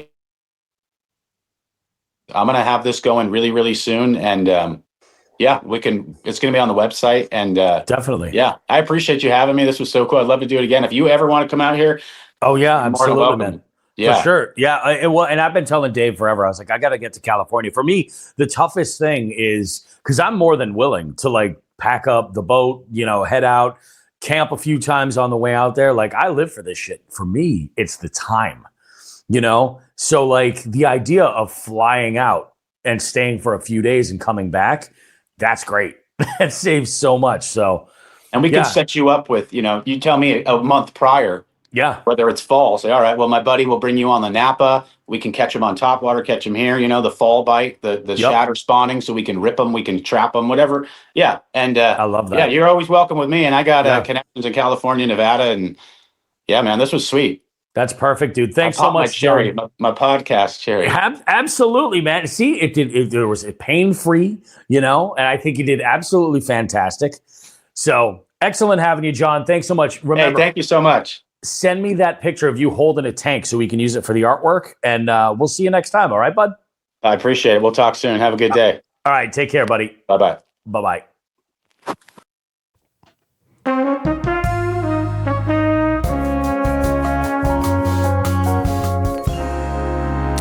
I'm telling you, Joe, I have a feeling in the future there's going to be a day where you and I are going to go to California and we're going to fish Clear Lake and we're going to do all that. And there's going to be a meeting of the minds when it's going to be you, me, John, and Dave at Roscoe's Chicken and Waffles. And I'm here for that, and I'm waiting excitedly for that day to arrive. Clear Lake is by far it's my top 3 bucket list. It's up there. I got Clear Lake. Yep. Lake Fork, and then Okeechobee, dude. Yeah. My 3 bucket list spots for That's bass freaking fishing. awesome. I have a story for you. Okay. And this, I didn't want to include it in segment 1 because there's nothing fishy about this at all, but it happened to me this week, and it was just, I haven't shut up about it since. So I'm going to set this up. And I'm just going to tell it the way I've been telling it, but there's a little twist at the end that kind of explains why I'm telling this story. So, Wednesday, I had a real busy day. Okay, I had 2 events going on. My regular Wednesday night event at Nathan Bill's, and then I had even before that, I had a private party for a player of mine who plays routinely, and she's a realtor. And she was having a customer appreciation party at this local brewery. So what I did was I went to Nathan Bill's and I set up my gear because I was using a separate set of gear for that party. So I set up all my equipment for that trivia that night, except for my laptop, and I bring that over with me to the brewery. I set up and I do that. The event was great. 2 weeks notice brewing is the brewery we're at. What a nice spot. If you're in West Springfield, like right across from the Big E, it's right over there. Great spot. Really, really good menu. Excellent staff. And the beers are fantastic. I had one of their IPAs, a new one, and it was out of this world. So I leave this. I pack things up right after trivia is done, and I get everything all set up, and I'm on my way back to Nathan Bill's. I go in. I park my truck, and I go in with my backpack. And I set up over there right next to the bar, right next to the service bar area, right in front of the jukebox, and probably 3 bar stools away from me is this one guy from this trivia team who plays mainly in Northampton. And then on Sundays, actually, he plays with me over at Delaney House, usually on his own. But he's from the team, the Horny Leprechauns. And I've mentioned the Horny Leprechauns before. Yeah. They're nice guys. I'm going to say this, all right? Like, there is a trivia type. And, like that type is, like, a little bit on the spectrum.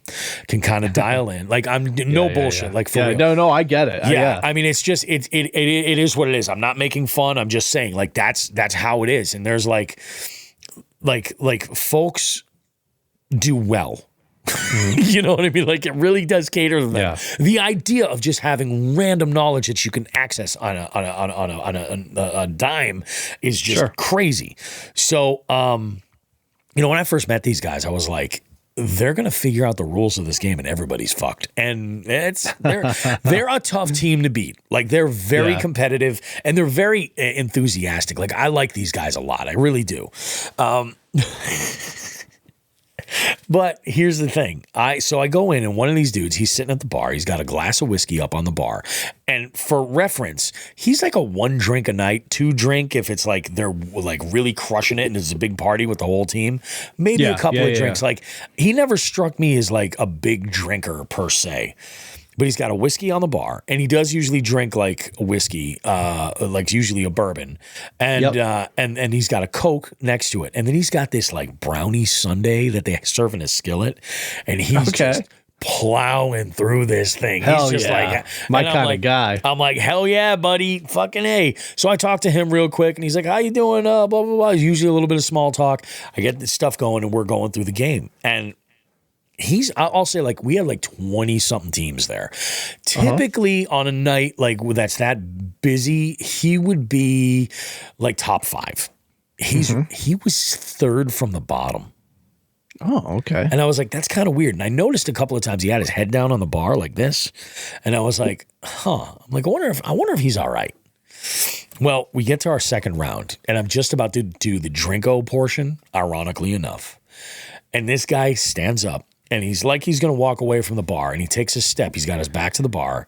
He looks down, and dude, he unloads his stomach all over the floor of the bar. Yeah. Insane. I had a feeling that's where it was going. I'm watching this and I'm like, what? And people around are playing like at the bar and they see this and they're just like, it's like we're making like the open eyes, like, holy fuck, what's happening? But I'm trying to maintain and keep the game going. Right. So we get through the Drinko portion, and sadly, this drink, that the ingredients that were on there, what was in the glass looked a lot like what was on the floor. I'm not kidding, dude. I'm not kidding. So this is where it gets really fucking bad. So the other bar, so as this is going on, one of the players that's over at the bar is like pointing at him, trying to get the bartender's attention. And Sam's awesome. I love Sam. She's the best. She's like, she goes, oh, what happened? Did you drop a glass? And he turns around, he looks at her, and he's like, no, I don't feel too well. I just threw up. And she goes, oh, do you want your check? And she hands him his tab and a water, like without missing a beat. Like she was just right there. So he's like doing all this stuff. The bartender who comes over, Brendan's great, but he comes over like he's like the hero, and he's like, I can't do this. I can't do this. So he goes and he gets the manager, Chris. Chris comes out and he's like, son of a bitch, and he's mopping this up. Comes out with like a bottle of bleach because he's like, it's still a little strong. I'm gonna go ahead and clear it out that way, and everything's cleaned up. It's all good. It's all good. Homeboy stayed for the rest of the game and played. Stop it. No bullshit, dude. What? Wait, wrong button. Oh. No bullshit. Dude played the whole game. I'm surprised they weren't like, nah, man, you gotta go. Well, the thing is, keep in mind, so he has no like real like social, he doesn't pick up on any social cues. Anything like that. You know what I mean? So I was like, and I told the bartenders, I was like, he's not gonna go. I go, he's not. I was like, he is so into trivia. Like even though he was down and his score was that low, if he got a speed bonus in the background, you'd hear him be like, yeah. Like no shit. Yeah. No, it's just like that. So, we get through the end of the game and like people are amazed that he's staying and he's playing. He ends up getting the final nearest wins question for like 50 extra points. It does not help. He's so far out of it. Like there's no way he can get back up. But he was like so excited that he got this bonus. So he goes to take off at the end of the night and he's like, yeah. He's like, well, I'll see you tomorrow, Bobby, because he always plays on Thursdays. That's usually when he comes out with like the boys, Yeah. And so he's always there on Thursdays. And I was like, yeah, no problem, buddy. I'll see you tomorrow. Hopefully you feel better. He goes, and he didn't know that he made a funny, but he goes, I feel like I got it all out of me. And I was like, you sure did, bud. You sure did. So he leaves. Man. Everybody else is like, holy fuck. There's actually people in the bar that didn't even know that this happened. Like, and I feel good. Like I did the right thing. Like, making it like smooth, the overall experience. Like nobody really knew, even though everybody like in eye shot of his seat was just like, what the fuck? So I go and I take and I'm packing up my stuff and everything's cool. And I'm like, I'm not going to talk about this. Like, I'm going to leave this alone. And there's a reason why I'm talking about this on the show. I knew I was going to talk about it on Jigs and Bigs. I knew it.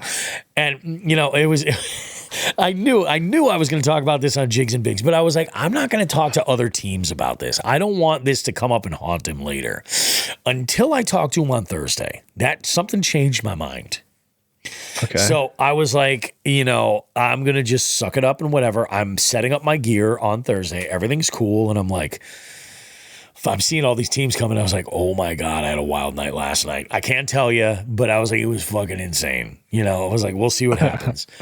And I see this guy come in with his buddies, and he comes over after they get settled at the bar, and he comes over and he's like, hey, Bobby. And I was like, oh, how you doing, dude? How's things? He's like, yeah, pretty sure everybody hates me at Nathan Bill's right now, which I can't believe he even picked up on or like put together, And I was like, dude, I'll tell you, I go, honestly, I talked to everybody that was working over there. I was like, I think the overall sense was that they were more concerned if you were okay. Versus like, what a piece of shit, blah, blah, blah, blah, blah. He's like, sure. He goes, yeah, he's like, I think it'll be a little while before I show my face there again. I was like, I don't think that's a bad idea. I'm like, I'm just telling you, I don't think it's a bad idea.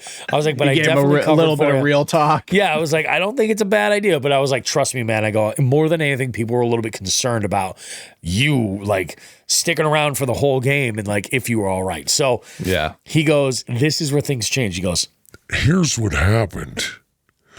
I went and had a job interview yesterday that didn't go so great. And I decided I'd go out and have a few drinks. So he did show up and was overserved.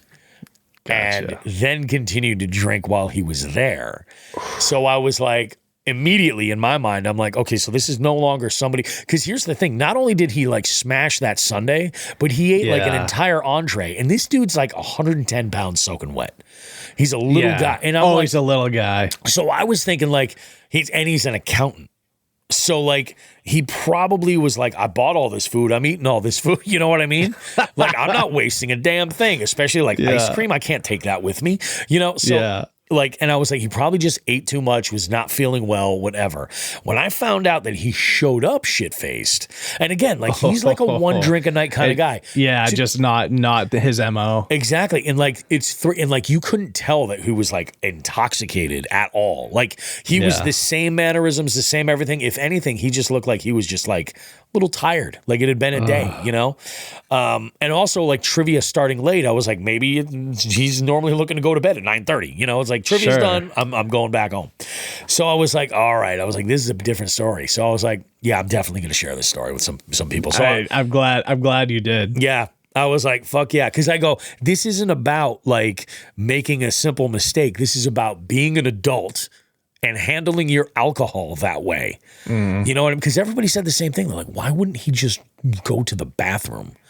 Or if nothing, like, let's be honest here. I love Nathan Bills. I love Nathan Bills. But I venture to say that 20% of the clientele that go in there on any random day have vomited in the parking lot. Sure. You know what I mean? Especially like the college kids. You know what I'm saying? Like, come on. Like it is what it is. Like if you can't, the bathroom over there is really, really tiny. There's a single urinal and one stall. So like if it's full, go out. There's an emergency exit right there. Go in the fucking parking lot and do what you got. You know what I mean? It's like you'll be able to get your way back in. It'll be all right. But like to do that in the bar, I was like, when you're absolutely shit-faced, that's crazy. Yeah. So I was like, yeah, that's no fucking good. No bueno. He learned. Dude, he fucking learned. So let's go through. So Eli goes, I wish my wife and I could come play. She would love it. Dude, one of these days, like, there will be some trivia stuff that happens in your area that I will be doing. 100%. Todd jumps in with yikes and the barf emoji, which is spot on. Then Eli goes, last time I upchucked at a bar was because of free beer I chugged. At least I made it outside the bar. That's the whole thing. And that's the deal. It's like, dude, I never knew this, but when I do Drinko, the percentage of people that puke after Drinko is way higher than I ever knew. Oh, no shit. Way higher. Yeah. Like I started doing Drinko in 2014 and to my knowledge, only one person ever puked until the pandemic. Like in that amount of time. So you're looking at 6 years. To my knowledge, only one time. And she knew she was going to puke. She did the shot. She ran in the bathroom. You know, and like she was just like, this is gross. I want the points. I'm doing, which is the point. It's like fear factor. Yeah. You know? Yeah. But like, and I've had people like do, like one was actually her husband that fucking was at his table and fucking boofed right at the table. Like it just snuck up on him, you know? And he was like, he wasn't drunk or anything, but like, hey, it happens. He like goes 2 big ass lemonades and a free beer. It did not sit right. Yeah. What did I say? It's beer before liquor. Never been sicker. But I will say, going in reverse sometimes, that carbonation, like I've had nights where I've been drinking liquor all night and I'm like, yeah, I'll have a beer. Before beer, you're in the clear. That's what they say. But not if you put a fifth down and then crack open a Coors Banquet. No. You're going to have a bad day. Yep, 100%. It's bad. So I was like, what a fucking mess. What a fucking mess. And then I was like, I saw him on Thursday. And I was like, initially, like, I did the Battle of the Tofu Curtain round number 2 on Friday. I fully expected him and the team to show up that night. Like, it was a stark difference than the first time. Like, we had like 50 people in the room. We had like 20 people in the room for this one. And one county only had one team represented. Like, it was really, really surprising. And it was his county. So they didn't show up there. And I was like, my cousin runs the bar where I do this, where I do the Tofu Curtain. And I was like, my cousin, I love my cousin. He's the greatest, but he doesn't fuck around. And he would tell this kid straight up, be like, hey, don't puke in my bar. It's what he would say. And and I was like, knowing this, I'm like, fuck that. Yeah, I'm going to fucking tell him in advance and let him know. And he never showed up. But I was like, all right. Then I saw him on Sunday night. He played trivia Sunday night. And he was like, he was drinking red wine. And I was talking with the bartender afterwards. I was like, oh, I got a doozy for you. Because he gets a kick out of him, that bartender. He's like, you know, he'll do like, he's this guy is like, and he's not a dummy. Like when it's time to do Drinko, if he has to do Drinko and he's alone, like there was one where he was like, he was going to try to muscle it down and he even stopped like a third through the pint glass and was like, I don't think it's a good idea if I go any further. I was like, dude, you're smart. You're smart. You know, you're doing it the right way. Man. Yeah. Man. Oh, it was fucking bad. It was fucking bad. So yeah, that's my story. That was the part of my week that I've just been like, what the actual fuck? Goddamn horny leprechauns. Fucking leprechauns. Goddamn them. Anyway, I would say this has been an amazing show. This was a great show. It was a roller coaster ride of all kinds of stuff. Reflection on our weeks of fishing. Obviously, some celebration with the tournaments that are kicking off for Jigs and Bigs tournament series. And then we got a little fired up in the news segment. It's just kind of awesome. I'm all for it. And then we had not one, but we had 2 guests on the show this week, which is awesome. I feel like you guys deserve a couple of guests.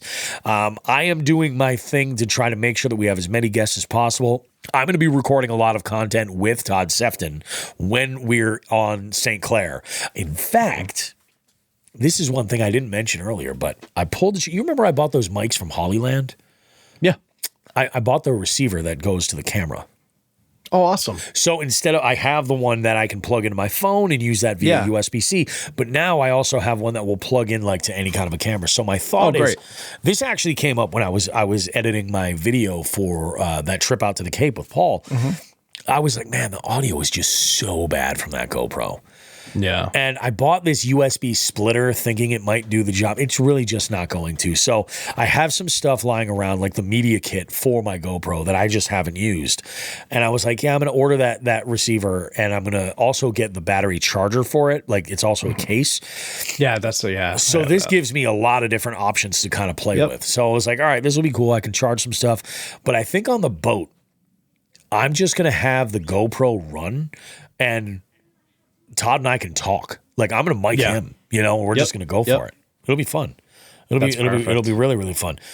Eli Go's got a DJI and got some footage from the chest mount. Caught them on a Bass Dope speedball jig and Jay Corwin mule. Nice, dude. That's badass. That is real badass. So let's go ahead and wrap this sucker up, man. I got some editing to do. You guys go ahead, have a great one. Lots of you are getting out on the water, and you're tagging us in your fish pics, and I appreciate that. We're trying to throw out likes and comments and shares and all kinds of stuff, so keep that going. If I forget, if I don't get to something, remind me. It's not a dick move to send me a DM and go like, yo, I tagged you in this. Can you show me a little bit of love? I'm not mad at that at all. I'm an old man, and I'm not getting any younger. So I only have 2 more years, dude, before I hit 50. Not even. It's like a year and like a half. God damn it. God fucking damn it. All right, folks. We only live once. Have yourself a great one. Get out there and catch some fish. Tag us in your pics, and if you haven't already, click the links in the description of this podcast and sign up. If not for the multi-species scavenger hunt, which I think you should do anyway, you've got plenty of time to get yourself a catch board and get yourself signed up for the slot limit tournament, which is going to be epic. It's going to be amazing. We will see you guys. Have a good one. Like we always say, tits and ass, smoke some grass.